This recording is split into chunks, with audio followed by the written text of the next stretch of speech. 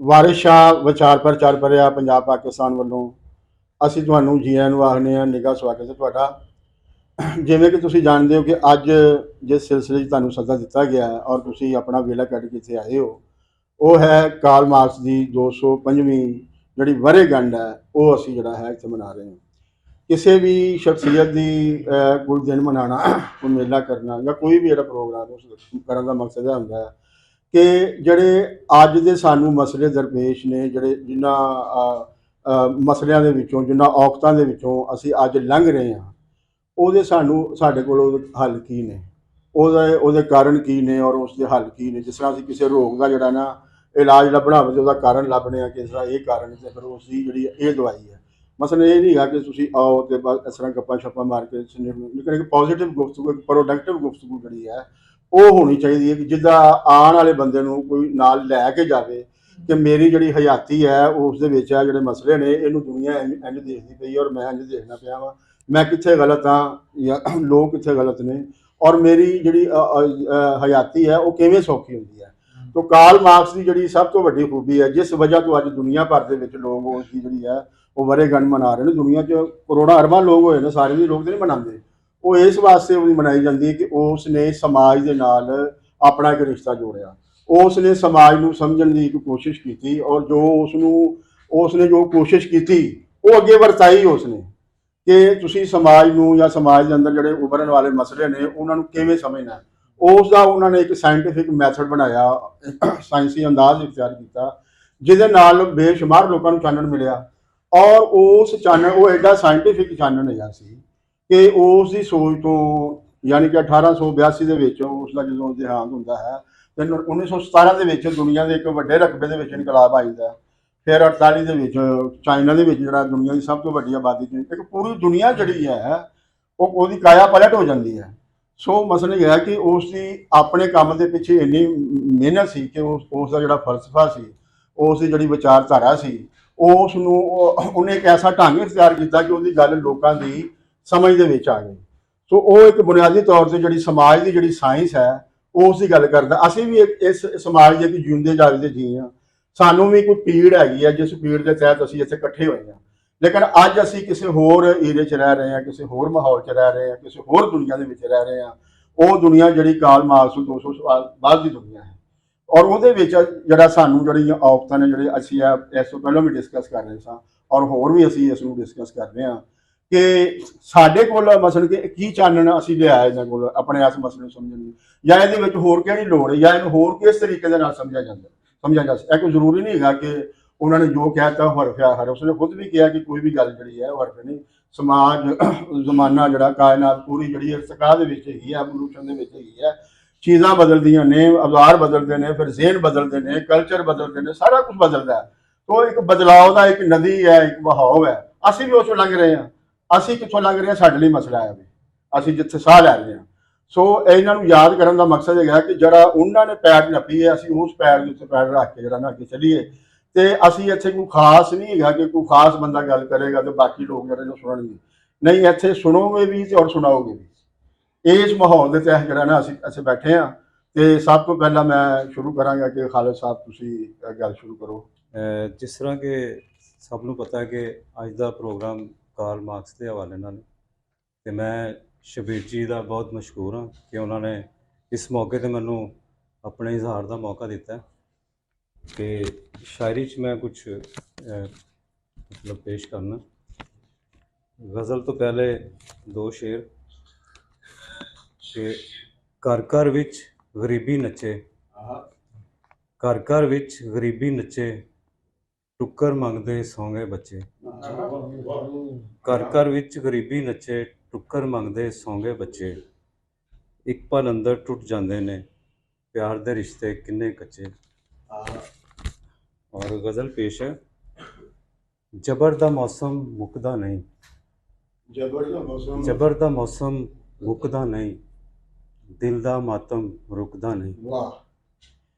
ਜਬਰ ਦਾ ਮੌਸਮ ਮੁੱਕਦਾ ਨਹੀਂ, ਦਿਲ ਦਾ ਮਾਤਮ ਰੁਕਦਾ ਨਹੀਂ। ਬੁੱਝਦੇ ਨਹੀਂ ਗਮ ਦੇ ਭਾਂਬੜ, ਬੁੱਝਦੇ ਨਹੀਂ ਗਮ ਦੇ ਭਾਂਬੜ, ਅੱਖ ਦਾ ਦਰਿਆ ਸੁੱਕਦਾ ਨਹੀਂ। ਬੁੱਝਦੇ ਨਹੀਂ ਗਮ ਦੇ ਭਾਂਬੜ, ਅੱਖ ਦਾ ਦਰਿਆ ਸੁੱਕਦਾ ਨਹੀਂ। ਲਾ ਕੇ ਵੇਖੀ ਸੱਚ ਦੀ ਕੀਮਤ, ਸੱਚ ਦਾ ਸਿਰ ਤੇ ਚੁੱਕਦਾ ਨਹੀਂ। ਲਾ ਕੇ ਵੇਖੀ ਸੱਚ ਦੀ ਕੀਮਤ, ਸੱਚ ਦਾ ਸਿਰ ਤੇ ਚੁੱਕਦਾ ਨਹੀਂ। ਇੱਕ ਵੀ ਪਾਸਾ ਲੁਕਦਾ ਨਹੀਂ, ਜਬਰ ਦਾ ਮੌਸਮ ਮੁੱਕਦਾ ਨਹੀਂ, ਦਿਲ ਦਾ ਮਾਤਮ ਰੁਕਦਾ ਨਹੀਂ।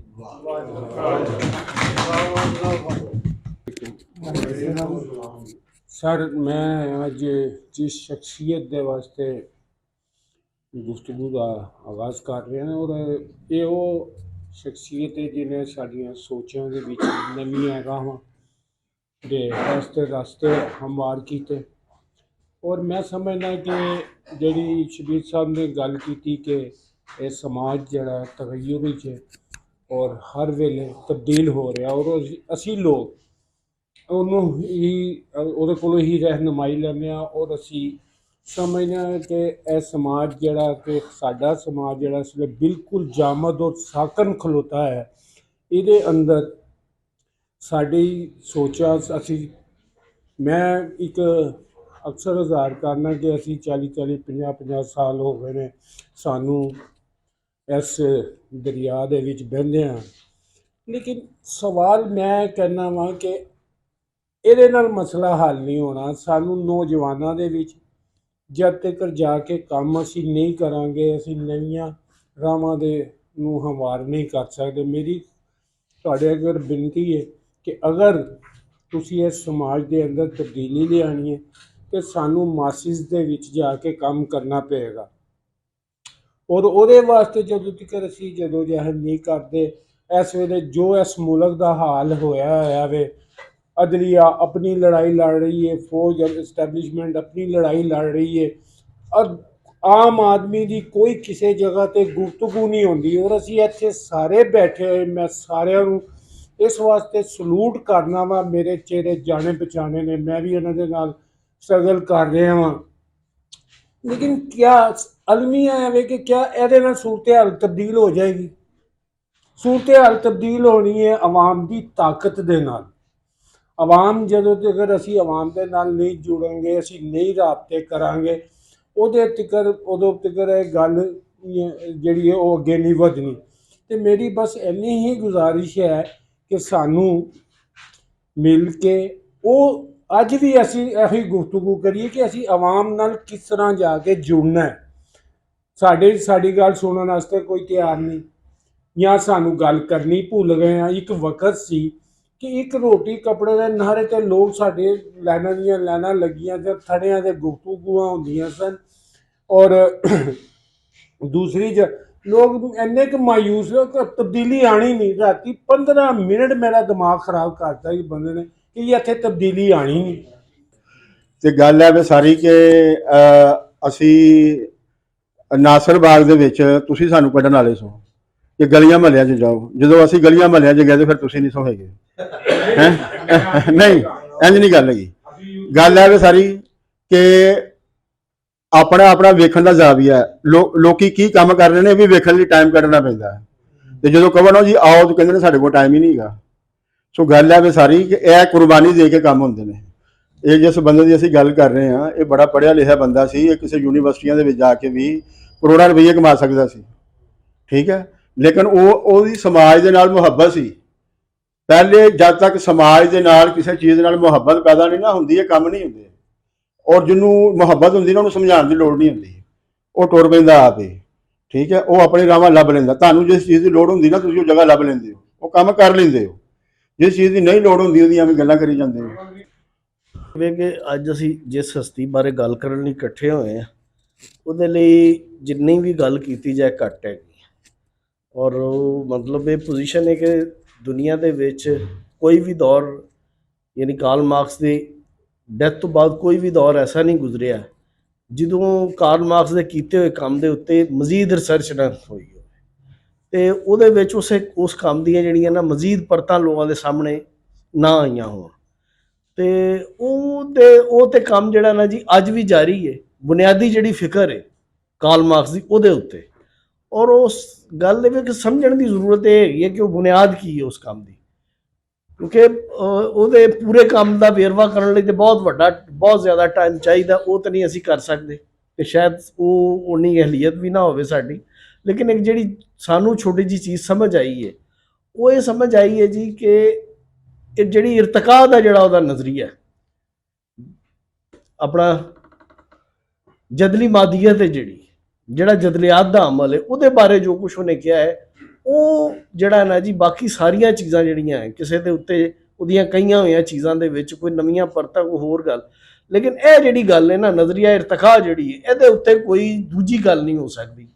ਇਹ ਜਿਹੜਾ ਨਾ ਜੀ ਇਹ ਜਦੋਂ ਇਹ ਨਜ਼ਰੀਆ ਬਿਆਨ ਕੀਤਾ ਗਿਆ ਔਰ ਅੱਜ ਤੱਕ ਇਹ ਜਿਹੜੀ ਹੈ ਨਾ ਜੀ ਕੋਈ ਨਹੀਂ ਕਹਿ ਸਕਦਾ ਕਿ ਇਹਦੇ ਉੱਤੇ ਜਨਾਬ ਇਹ ਸਾਡੇ ਤਹਫਜ਼ਾਤ ਨੇ, ਇਹ ਜਿਹੜੀ ਹੈ ਨਾ ਇਹ ਚੀਜ਼ ਇਹਦੇ ਵਿੱਚ ਘੱਟ ਹੈਗੀ, ਇਹ ਚੀਜ਼ ਜਿਹੜੀ ਹੈ ਨਾ ਨਹੀਂ ਹੈ ਇਹ।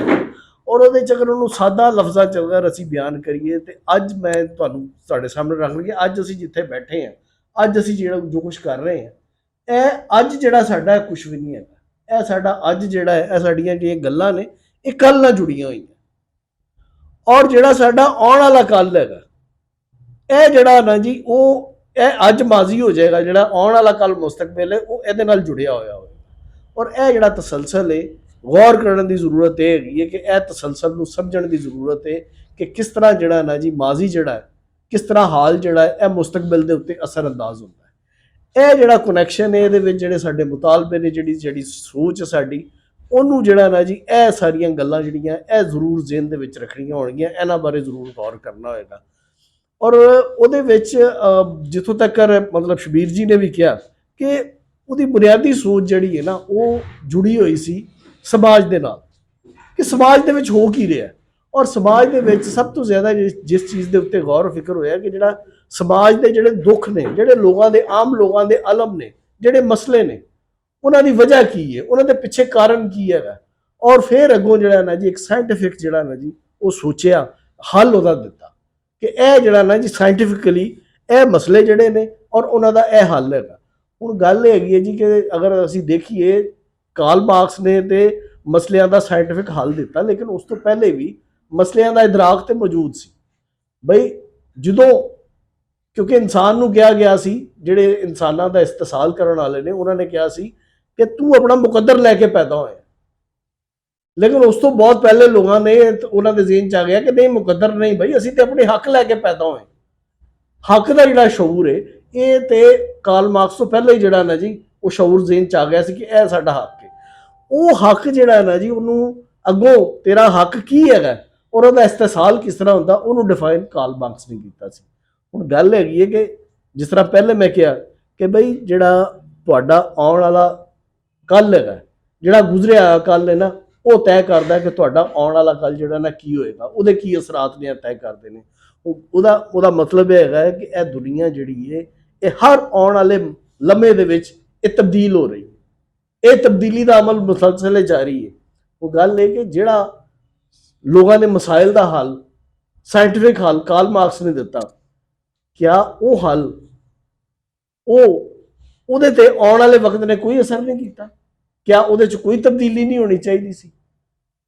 ਕਿਆ ਉਹਦੇ 'ਚ ਕੋਈ ਤਬਦੀਲੀ ਦੀ ਗੁੰਜਾਇਸ਼ ਨਹੀਂ ਸੀ? ਨਹੀਂ, ਬੁਨਿਆਦੀ ਤੌਰ ਤੇ ਤਬਦੀਲੀ ਦੀ ਗੁੰਜਾਇਸ਼ ਸੀ, ਕਿਉਂਕਿ ਅਸੀਂ ਦੇਖਨੇ ਆ ਕਿ ਜਿਹੜੀਆਂ ਚੀਜ਼ਾਂ ਨੇ ਉਹ ਤੇ ਬਹੁਤ ਜ਼ਿਆਦਾ ਤਬਦੀਲ ਹੋ ਗਈਆਂ। ਬਈ ਅੱਜ ਅਸੀਂ ਦੇਖਨੇ ਆ ਹੁਣ ਜਿਹੜਾ ਮਤਲਬ ਜਿਹੜਾ ਨਾ ਜੀ ਨਜ਼ਰੀਆ ਹੈਗਾ ਇਸਤਸਾਲ ਦੇ ਖਿਲਾਫ ਜਿਹੜੀ ਸੋਚ ਹੈ ਉਹ ਕਿਦੋਂ ਪੈਦਾ ਹੋਈ? ਉਹ ਪੈਦਾ ਹੋਈ ਜਦੋਂ ਸਨਅਤੀ ਇਨਕਲਾਬ ਆਇਆ। ਸਨਅਤੀ ਇਨਕਲਾਬ ਦੇ ਨਾਲ ਇਨਸਾਨਾਂ ਦੇ ਇਸਤਸਾਲ ਦੀ ਇੱਕ ਨਵੀਂ ਸ਼ਕਲ ਪੈਦਾ ਹੋਈ, ਯਾਨੀ ਇੱਕ ਖੇਤ ਮਜ਼ਦੂਰ ਜਿਹੜਾ ਨਾ ਜਦੋਂ ਉਹ ਕਨਵਰਟ ਹੋ ਗਿਆ ਸਨਅਤੀ ਮਜ਼ਦੂਰ ਦੇ ਵਿੱਚ, ਉਹ ਤੇ ਆਇਆ ਸੀ ਕਿ ਯਾਰ ਇਹ ਹੁਣ ਹਾਲਾਤ ਮੇਰੇ ਬਦਲਣਗੇ। ਮੈਂ ਉੱਥੇ ਜਿਹੜਾ ਨਾ ਬਦਵਾ ਮਜ਼ਦੂਰ ਸੀ, ਬਾਉਂਡਡ ਲੇਬਰ ਕਰਦਾ ਸੀ ਜ਼ਗੀਰਦਾਰਾਂ ਦੀ ਜ਼ਮੀਨਾਂ ਦੇ ਉੱਤੇ, ਉਹਦਾ ਬਾਉਂਡਡ ਲੇਬਰ ਤੇ ਉਹਦੀ ਖਤਮ ਹੋਈ, ਲੇਕਿਨ ਉਹ ਜਿਹੜੀ ਮਜ਼ਦੂਰੀ ਕਰਨ ਆਇਆ ਅਗਲੀ ਜਗ੍ਹਾ ਦੇ ਉੱਤੇ, ਉੱਥੇ ਉਹਦਾ ਇਸਤਸਾਲ ਨਹੀਂ ਖਤਮ ਹੋਇਆ। ਔਰ ਉਹਦੇ ਵਿੱਚ ਇਹ ਹੋਇਆ ਕਿ ਜਿਉਂ-ਜਿਉਂ ਸਾਇੰਸੀ ਤਰੱਕੀ ਹੋਈ ਉਹਦੇ ਨਾਲ ਇਸਤਸਾਲ ਦੀਆਂ ਸ਼ਕਲਾਂ ਵੀ ਬਦਲਦੀਆਂ। ਅੱਜ ਅਗਰ ਅਸੀਂ ਦੇਖਦੇ ਹਾਂ ਜਿਸ ਦੌਰ ਦੇ ਵਿੱਚ ਕਾਰਲ ਮਾਰਕਸ ਨੇ ਸਾਇੰਟੀਫਿਕ ਨਜ਼ਰੀਆ ਪੇਸ਼ ਕੀਤਾ ਸੀ ਕਿ ਇਹ ਤੁਹਾਡਾ ਜਿਹੜਾ ਨਾ ਜੀ ਇਹ ਸਰਪਲਸ ਵੈਲਿਊ, ਇਹ ਤੁਹਾਡਾ ਇਸਤਸਾਲ ਹੁੰਦਾ, ਇਹਦੇ 'ਚ ਤੁਸੀਂ ਜਿਹੜਾ ਨਾ ਆਪਣਾ ਹਿੱਸਾ ਲੈਣਾ, ਜਿਹੜਾ ਮੁਨਾਫਾ ਜਿਹੜਾ ਨਾ ਜੀ ਲੈ ਕੇ ਜਾ ਰਿਹਾ ਹੈ ਅਜੀਰ ਦਾ ਉਹਦੇ 'ਚੋਂ ਹਿੱਸਾ ਤੈਅ ਹੋਣਾ ਚਾਹੀਦਾ। ਔਰ ਉਸ ਤੋਂ ਬਾਅਦ ਅੱਗੋਂ ਉਹਨੇ ਜਿਹੜਾ ਨਾ ਜੀ ਮਜ਼ਦੂਰ ਰਾਜ ਦਾ ਇੱਕ ਤਸੱਵਰ ਵੀ ਦਿੱਤਾ ਕਿ ਇਹਨੂੰ ਤੁਸੀਂ ਜਿਹੜਾ ਨਾ ਅਲਟੀਮੇਟਲੀ ਜਦੋਂ ਜਹਿਦ ਆਪਣੀ ਜਾਰੀ ਕੋ ਰੱਖੋ ਆਪਣੇ ਹੱਕ ਲੈਣ ਦੀ ਖਾਤਰ, ਔਰ ਇਹ ਹੱਕ ਲੈਂਦੇ ਲੈਂਦੇ ਤੁਸੀਂ ਜਿਹੜਾ ਨਾ ਆਪਣਾ ਇੱਕ ਰਾਜ ਕਾਇਮ ਕਰਨਾ ਕਿ ਜਿਹਦੇ ਵਿੱਚ ਕੋਈ ਆਜਰ ਮੌਜੂਦ ਹੀ ਨਾ ਰਵੇ ਕਿ ਜਿਹੜਾ ਤੁਹਾਡਾ ਇਸਤਸਾਲ ਕਰ ਦੇਵੇ। ਲੇਕਿਨ ਗੱਲ ਇਹ ਹੈਗੀ ਹੈ ਕਿ ਉਹਦੇ ਵਿੱਚ ਇੱਕ ਤਜਰਬਾ ਹੋਇਆ ਰੂਸ ਦਾ, ਸੋਵੀਅਤ ਯੂਨੀਅਨ ਦਾ, ਉਹ ਤਜਰਬਾ ਜਿਹੜਾ ਨਾ ਜੀ ਉਸ ਤਜਰਬੇ ਨੇ ਇੱਕ ਹੋਰ ਸ਼ਕਲ ਅਖਤਿਆਰ ਕਰ ਲਈ, ਅੱਜ ਉਹ ਨਹੀਂ ਹੈ। ਫਿਰ ਚੀਨ ਦੇ ਵਿੱਚ ਤਜਰਬਾ ਹੋਇਆ, ਚੀਨ ਦੇ ਵਿੱਚ ਵੀ ਜਿਸ ਤਰ੍ਹਾਂ ਇਹਨਾਂ ਨੇ ਕਿਹਾ ਕਿ ਬੜੀ ਵੱਡੀ ਦੁਨੀਆ ਦੀ ਸਭ ਤੋਂ ਵੱਡੀ ਆਬਾਦੀ ਵਾਲਾ ਮੁਲਕ, ਉੱਥੇ ਵੀ ਉਹ ਸੂਰਤ ਹਾਲ ਨੇ। ਹੁਣ ਗੱਲ ਇਹ ਹੈਗੀ ਹੈ ਕਿ ਇਹ ਜਿਸ ਤਰ੍ਹਾਂ ਜਿਹੜਾ ਸਨਅਤੀ ਇਨਕਲਾਬ ਹੈ ਉਹਨੇ ਰੋਲ ਪਲੇ ਕੀਤਾ ਸੀ ਕਾਰਲ ਮਾਰਕਸ ਦੇ ਜਿਹੜਾ ਨਾ ਜੀ ਨਜ਼ਰੀਆ ਅਖਜ਼ ਕਰਨ ਦਾ, ਠੀਕ ਹੈ, ਅੱਜ ਅਸੀਂ ਖੜੇ ਕਿੱਥੇ ਹਾਂ? ਜਿਹੜੀਆਂ ਸਾਡੀਆਂ ਸੋਚ ਫਿਕਰ ਜਿਹਨੂੰ ਅਸੀਂ ਲੈ ਕੇ ਤੁਰੇ ਆ, ਉਹ ਕਿੱਥੋਂ ਤੱਕ ਜਿਹੜਾ ਨਾ ਜੀ ਸਾਡਾ ਸਾਥ ਦੇ ਸਕਦੀ, ਉਹਨੂੰ ਅਸੀਂ ਪਿੱਛੇ ਛੱਡ ਆਏ ਆ। ਉਹਦੇ ਚ ਅਸੀਂ ਇਰਤਕਾ ਦਾ ਅਮਲ ਜਿਹੜਾ ਨਾ ਜੀ ਉਹਨੂੰ ਜਮੂਦ ਦਾ ਸ਼ਿਕਾਰ ਕਰਤਾ, ਆਪ ਤੇ ਅਸੀਂ ਕੀਤਾ ਹੀ ਨਹੀਂ ਇਰਤਕਾ, ਗੌਰਵ ਫਿਕਰ ਹੀ ਸਾਡਾ ਰੁਕ ਗਿਆ ਹੋਇਆ। ਅਸੀਂ ਉਹ ਪੁਰਾਣੇ ਜਿਹੜਾ ਨਾ ਜੀ 200 ਸਾਲ ਦੀਆਂ ਗੱਲਾਂ ਕਰੀ ਜਾ ਰਹੇ ਆ। ਇਹ ਗੱਲਾਂ ਬਦਲਣ ਦੀ ਜ਼ਰੂਰਤ ਹੈ, ਅੱਗੇ ਵਧਣ ਦੀ ਜ਼ਰੂਰਤ ਹੈ। ਇਹ ਨਹੀਂ ਕਿ ਮੇਰੀ ਗੱਲ ਜੀ ਅੱਗੇ ਅਜਮਲ ਸਾਹਿਬ। 200 ਸਾਲ ਤੋਂ ਜ਼ਿਆਦਾ ਅਰਸਾ ਹੋ ਗਿਆ ਜਿਹਨਾਂ ਨੂੰ ਇੱਥੇ ਪੈਦਾ ਹੋਏ ਤੇ ਇਹਨਾਂ ਨੇ ਆਪਣੀ ਥਿਊਰੀ ਦਿੱਤੀ। ਜਿਹੜਾ ਮੈਨੂੰ ਜਿਹੜੀ ਸਮਝ ਆਈ ਹੈ ਥੋੜ੍ਹੀ ਬਹੁਤ ਉਹ ਇਹੀ ਹੈ ਕਿ ਇਹਨਾਂ ਨੇ ਇਨਸਾਨੀ ਜਿਹੜਾ ਮੁਆਸ਼ਰਾ ਹੈ ਇਹਦੀ ਜਿਹੜੀ ਬੁਨਤਰ ਦਾ ਜਿਹੜਾ ਇਹਨਾਂ ਨੇ ਬਿਆਨ ਕਰ ਦਿੱਤਾ ਕਿ ਇਹਦੀ ਬੁਨਤਰ ਕੀ ਹੈ ਤੇ ਕਿਹੜੇ ਫੈਕਟਰ ਨੇ ਜਿਹੜੇ ਇਹਦੇ 'ਚ ਅਮਲ ਕਰ ਰਹੇ ਨੇ, ਜਿਹੜੇ ਇਹਨੂੰ ਅੱਗੇ ਵੀ ਲਿਜਾ ਰਹੇ ਨੇ, ਇਹਦੇ 'ਚ ਮੁਖਤਲਿਫ ਅੱਗੇ ਚੀਜ਼ਾਂ ਕੱਢ ਰਹੇ ਨੇ। ਉਹ ਜਿਹੜੀ ਕਾਰਲ ਮਾਰਕਸ ਨੇ ਚੀਜ਼ ਬੁਨਿਆਦ ਬਣਾ ਦਿੱਤੀ ਨਾ, ਕੱਢ ਕੇ ਰੱਖ ਦਿੱਤੀ ਹੈ ਕਿ ਜਦੋਂ ਇੱਕ ਜ਼ਰਈ ਮੁਆਸ਼ਰੇ ਤੋਂ ਇਨਸਾਨੀ ਹਿਸਟਰੀ 'ਚ ਅਸੀਂ ਸਨਅਤੀ ਮੁਆਸ਼ਰੇ ਵੱਲ ਗਏ ਹਾਂ ਤੇ ਉਸ ਤਬਦੀਲੀ ਨੂੰ ਜਿਹੜਾ ਉਹਨੇ ਬਿਆਨ ਕੀਤਾ ਹੈ ਤੇ ਉਹਦੇ ਨਾਲ ਜਿਹੜੇ ਅਸਰਾਤ ਆਏ ਨੇ ਸਾਡੀਆਂ ਤਮਾਮ ਸੁਸਾਇਟੀਆਂ 'ਚ, ਖਾਸ ਤੌਰ 'ਤੇ ਯੂਰਪ ਵਿੱਚ, ਉਹਨੂੰ ਜਿਸ ਤਰੀਕੇ ਨਾਲ ਕਾਰਲ ਮਾਰਕਸ ਨੇ ਬਿਆਨ ਕਰ ਦਿੱਤਾ ਹੈ ਉਹ ਇੱਕ ਬੁਨਿਆਦੀ ਚੀਜ਼ ਹੈ ਜਿਹਦੇ ਤੇ ਪੂਰੀ ਬਿਲਡਿੰਗ ਖੜੀ ਹੋਈ ਹੈ। ਉਸੇ ਬਿਲਡਿੰਗ ਨੂੰ ਅੱਗੇ ਲੈਨਨ ਵੀ ਲੈ ਕੇ ਗਿਆ ਵੇ, ਦੂਜੇ ਵੀ ਮੁਫੱਕਰੀਨ ਲੈ ਕੇ ਗਏ ਨੇ ਤੇ ਅੱਗੇ ਵੀ ਆਉਣ ਵਾਲੇ ਮੁਫੱਕਰੀਨ ਮਜ਼ੀਦ ਉਹਨੂੰ ਲੈ ਕੇ ਜਾਣਗੇ। ਜਿਵੇਂ ਜਾਜ ਸਾਹਿਬ ਨੇ ਗੱਲ ਕੀਤੀ ਹੈ ਕਿ ਗੱਲ ਬਿਲਕੁਲ ਠੀਕ ਹੈ, ਇੱਕ ਬੇਸ ਬਣ ਚੁੱਕੀ ਹੈ, ਹੁਣ ਉਸ ਬੇਸ ਦੇ ਉੱਤੇ ਮਜ਼ੀਦ ਕੰਮ ਕਰਨ ਦੀ ਲੋੜ ਹੈ। ਤੇ ਇਸ ਵਾਸਤੇ ਜਿਵੇਂ ਸਟੱਡੀ ਸਰਕਲ ਹੈ ਜਾਂ ਹੋਰ ਦਾਨਸ਼ਵਰ ਨੇ ਇਹਨੂੰ ਮਜ਼ੀਦ ਅੱਗੇ ਮੌਜੂਦਾ ਜੋ ਮਸਾਇਲ ਨੇ ਉਹਨਾਂ ਦੀ ਰੋਸ਼ਨੀ 'ਚ ਬੇਸ ਤੇ ਉਹੀ ਹੈ, ਪਰ ਇਹਦਾ ਵਾਸਤੇ ਨਵੇਂ ਹੱਲ ਕੱਢਣੇ ਪੈਣਗੇ। ਤੇ ਇਹਦੇ ਵਾਸਤੇ ਅਸੀਂ ਇਹ ਨਹੀਂ ਕਿ ਜਿਹੜਾ 200 ਸਾਲ 205ਵੀਂ ਸਾਲਗਿਰਾ ਮਨਾ ਰਹੇ ਹਾਂ, ਇਹਦੇ ਤੇ ਸਾਨੂੰ ਇਹ ਵੀ ਕਰਨ ਦੀ ਲੋੜ ਹੈ ਕਿ ਅਸੀਂ ਮਜ਼ੀਦ ਆਪ ਇਹਦੇ 'ਤੇ ਰਿਸਰਚ ਕਰੀਏ, ਆਪ ਵੀ ਅਸੀਂ ਇੱਕ ਸ਼ਾਗਿਰਦ ਬਣ ਕੇ ਵਹਾਈਏ ਕਾਰਲ ਮਾਰਕਸ ਦੇ ਕਿ ਅਸੀਂ ਵੀ ਇਹਨਾਂ ਤੋਂ ਕੋਈ ਹੱਲ ਕੱਢ ਸਕਦੇ ਹਾਂ। ਸ਼ੁਕਰੀਆ ਜੀ। ਭੱਟ ਸਾਹਿਬ ਤੁਸੀਂ ਆਪਣੀ ਸ਼ਾਇਰੀ ਸੁਣਾਓ। ਸ਼ਾਇਰੀ ਤੇ ਮੈਂ ਹੁਣ ਨਹੀਂ ਕੋਲ ਹੈਗੀ ਮੋਬਾਈਲ 'ਚ ਵੇ ਚਲੋ ਕੱਢੀ ਵੀ ਠੀਕ ਹੈ। ਦੋ ਗੱਲਾਂ ਕਰਾਂਗਾ ਜੀ। ਮੈਂ। ਪਹਿਲੇ ਤੇ ਸਾਰੀ ਜਿਹੜੀ ਸਾਡਾ ਕਾਰਲ ਮਾਰਕਸ ਦੀ ਵਰ੍ਹੇਗੰਢ ਇਹ ਸਾਰੇ ਕਮਿਊਨਿਸਟ ਸਾਥੀਆਂ ਨੂੰ ਮੁਬਾਰਕ, ਤੇ ਸਾਰੇ ਕਮਿਊਨਿਸਟ ਸਾਥੀਆਂ ਨੂੰ ਸਲਾਮ ਸਲਾਮ।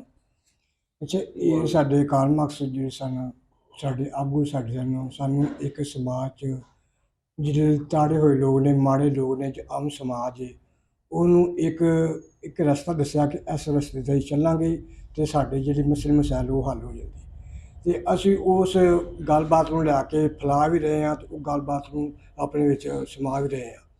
ਤੇ ਇਹ ਚੀਜ਼ ਹੈ ਕਿ ਸਾਡੇ ਖਾਲਸਾ ਸਾਹਿਬ ਨੇ, ਅਸੀਂ ਬੜੀ ਦੇਰ 'ਤੇ ਇਹਨਾਂ ਕੋਲ ਬਹਿੰਦੇ ਹਾਂ ਤੇ ਇਹਨਾਂ ਕੋਲ ਇਹ ਸੁਣਨੇ ਹਾਂ। ਵਾਕਈ ਸਾਡੇ ਅਸੀਂ ਇਹੋ ਹੀ ਬੰਦੇ ਨਹੀਂ ਆ ਕਿ ਮੈਂ ਜੋ ਸਮਝਿਆ ਵੇ ਕਿ ਕਹਿੰਦੇ ਨੇ ਕਿ ਅਸੀਂ ਉਹੀ ਬੰਦੇ ਹਾਂ ਤੇ ਉਹੀ ਬਹਿੰਦੇ ਹਾਂ ਖਲੋਨੇ ਹਾਂ। ਨਹੀਂ, ਅਸੀਂ ਕਾਫੀ ਸਾਰੇ ਬੰਦੇ ਆ, ਕਿਉਂਕਿ ਮੈਨੂੰ ਤਕਰੀਬਨ ਆਪਣਾ ਜਿਹੜਾ ਨਾ 25 ਸਾਲ ਦੀ ਮੇਰੀ ਉਮਰ ਸੀ, ਸਟੂਡੈਂਟ ਸਾਂ ਮੈਂ ਜਿਹਨੂੰ ਨਾ ਦੋਸਤਾਂ 'ਚ ਬਹਿਣਾ ਸ਼ੁਰੂ ਕੀਤਾ ਤੇ ਉਹ ਵਾਕਈ ਉਹ ਦੋਸਤ ਹੈ ਨੇ। ਲੇਕਿਨ ਕਿ ਹੁਣ ਉਹ ਨਹੀਂ ਰਹੇ, ਉਸ ਤੋਂ ਵੱਧ ਗਏ ਨੇ, ਬਹੁਤ ਵੱਧ ਗਏ ਨੇ ਲੋਕ ਸਾਡੇ। ਉਹਨਾਂ ਜੀ ਪੰਜਾਬ ਯੂਨੀਵਰਸਿਟੀ ਦੇ ਵਿੱਚ ਸਾਡੇ ਨਵੇਂ ਜਿਹੜੇ ਸਟੂਡੈਂਟ ਪਹੁੰਚ ਆ ਰਹੀ ਹੈ, ਪੀੜ੍ਹੀ ਆ ਰਹੀ ਹੈ ਨਾ, ਉਹ ਚੀਜ਼ ਨੂੰ ਸਾਡੇ ਫਲਸਫੇ ਜਾਣਦੀ ਹੈ। ਅਸੀਂ ਅਗਰ ਦੂਸਰੇ GC ਕਾਲਜ ਚਲੇ ਜਾਈਏ, ਉਹ ਵੀ ਇਹ ਜਿਹੜੇ ਨਵੇਂ ਸਟੂਡੈਂਟ ਨੇ ਉਹ ਚੀਜ਼ ਨੂੰ ਜਾਣਦੇ ਨੇ, ਇਹ ਫਲਸਫੇ ਸਾਡੇ ਨੂੰ ਜਾਣਦੇ ਨੇ। ਫਿਰ ਤੁਸੀਂ ਹੁਣ ਇਹ ਆਪਣਾ 1 ਮਈ ਨੂੰ ਜਿਹੜਾ ਲੇਬਰ ਡੇ ਮਨਾਇਆ ਗਿਆ, ਉਹਦੇ ਵਿੱਚ ਲੋਕ ਬਾਹਰ ਨਿਕਲੇ ਨੇ, ਬਹੁਤ ਬਾਹਰ ਨਿਕਲੇ ਨੇ, ਜਿਹਦੇ ਵਿੱਚ ਸਟੂਡੈਂਟ ਵੀ ਨੇ, ਲੜਕੀਆਂ ਵੀ ਨੇ, ਲੜਕੇ ਵੀ। ਫਿਰ ਇਹ ਵੇ ਕਿ ਹਾਂ, ਇਹਦੇ 'ਚ ਜਿਹੜੀ, ਕਿਉਂਕਿ ਮੈਂ ਲੰਮੀ ਗੱਲ ਨਹੀਂ ਕਰਨੀ ਸਾਡੇ, ਕਿਉਂਕਿ ਸਾਡੇ ਸੀਨੀਅਰ ਜਿਹੜੇ ਬੈਠੇ ਨੇ ਉਹ ਗੱਲ ਉਹੀ ਕਰਨ ਦੇ। ਇਹਦੇ 'ਚ ਚੀਜ਼ ਇਹ ਕਿ ਮੈਂ ਸਮਝਦਾ ਕਿ ਅਸਲ ਸਾਡੇ ਪਿੱਛੇ ਬਹੁਤ ਕੁਛ ਹੈ ਵੀ, ਅਸੀਂ ਬੜੇ ਲਿਖੇ ਪੜ੍ਹੇ ਵੀ ਹੈ ਨਾ, ਸਮਝਦਾਰੀਆਂ ਬਹੁਤ ਲੋਕ ਨੇ, ਲੇਕਿਨ ਸਾਡੇ 'ਚ ਇੱਕ ਇਕੱਠ ਨਹੀਂ ਹੈਗਾ, ਇੱਕ ਇਕੱਠ ਨਹੀਂ ਹੈਗਾ। ਹੁਣ ਮੈਂ ਦੂਰ ਨਾ ਜਾਵਾਂਗਾ, ਲਾਹੌਰ ਦੇ ਵਿੱਚ ਮੈਂ ਵੇਖ ਲੈਂਦਾ ਵਾ ਕਿ ਲਾਹੌਰ ਦੇ ਵਿੱਚ ਅਸੀਂ ਤਕਰੀਬਨ ਹੁਣ ਇੱਕ ਬੰਦਾ ਸਾਡੇ ਜੀ ਇਹ ਆਪਣਾ ਫਰੂਕ ਤਾਰਕ ਸਾਹਿਬ ਨੇ ਬੜੀ ਦੇਰ ਦੇ ਨੇ, ਫਿਰ ਅਮਾਰ ਸਾਹਿਬ ਨੇ ਜੀ ਉਹ ਵੀ ਚੱਲ ਰਹੇ ਨੇ, ਫਿਰ ਜੀ ਆਪਣਾ ਬਰਾਬਰ ਪਾਰਟੀ ਵਾਲੇ ਉਹ ਵੀ ਚੱਲ ਜੀ, ਇਹ ਬਾਈ ਬਾਜ਼ੂ ਜਮਾਤਾਂ ਦੇ ਬੰਦੇ ਨੇ। ਫਿਰ ਉਹ ਮੁੰਡਾ ਜਿਹੜਾ ਪੜ੍ਹਾਉਂਦਾ ਵੇ ਇੱਕ ਲਫਸਰ ਸਲਾਮ ਵਾਲਾ, ਕਿਸਾਨ ਪਾਰਟੀ ਵਾਲੇ ਉਹ ਵੀ ਚਲਾ ਰਹੇ ਨੇ। ਉਹ ਕਮੀ ਨੂੰ ਸਭ ਦੂਰ ਕਰਨਾ ਵੇ ਤੇ ਮਯੂਸੀ ਵਾਲੀ ਗੱਲ ਕੋਈ ਨਹੀਂ ਸਕਦੇ ਨੇ। ਅੱਛਾ, ਤੇ ਮੋਰ ਦੀ ਡਾਕੂਮੈਂਟਰੀ ਦੇਖਣੀਆਂ ਚਾਹੀਦੀਆਂ ਜਿਹੜੇ ਉਹਨਾਂ ਨੇ ਸ਼ਾਰਟ ਫਾਰਮ 'ਚ ਬਣਾਈਆਂ ਨੇ, ਤੇ ਇਹਨਾਂ ਦੀ ਜ਼ਿੰਦਗੀ ਦਾ ਸ਼ੁਰੂ ਤੋਂ ਲੈ ਕੇ ਤੇ ਐਂਡ ਤੱਕ ਸਾਰਾ ਹਾਤਾ ਕੀਤਾ ਆ, ਔਰ ਸਮਝਣ ਦੀ ਗੱਲ ਹੈ। ਤੇ ਗੱਲਾਂ ਤੇ ਲੰਮੀਆਂ ਹੋਣਗੀਆਂ, ਪਰ ਮੈਂ ਨਹੀਂ ਗੱਲ ਕਰਨਾ ਚਾਹਾਂਗਾ। ਰਾਜਾ ਸਾਹਿਬ ਦੀ ਗੱਲ ਬੜੀ ਸੋਹਣੀ ਹੈ ਕਿ ਆਵੇ ਦਾ ਆਵਾ ਵਿਗੜਿਆ ਆ। ਉਹ ਗੱਲ ਤੇ ਹੈਗਾ ਕਿਸੇ ਦਾ ਨਜ਼ਰੀਆ ਅਪਣਾਉਣ ਦੀ ਗੱਲ ਹੁੰਦੀ ਹੈ ਅਮਲੀ ਤੌਰ ਤੇ, ਨਾ ਕਿ ਗੱਲੀ ਬਾਤੀ। ਜੇ ਗੱਲਾਂ ਬਾਤੀ ਕਰਨਾ ਤੇ ਗੱਲੀ ਬਾਤੀ ਤੇ ਹਰ ਬੰਦੇ ਘੋੜੇ ਚੜਾਏ ਨੇ, ਤੇ ਬਾਕੀ ਸਾਰਿਆਂ ਸੱਜੀ। ਮਾਰਕਸ ਦੇ ਹਵਾਲੇ ਨਾਲ ਮੈਂ ਤਿੰਨ ਗੱਲਾਂ ਤੇ ਬੁਨਿਆਦੀ ਤੌਰ ਤੇ ਪਹਿਲੇ ਇਹ ਕਰਾਂਗਾ।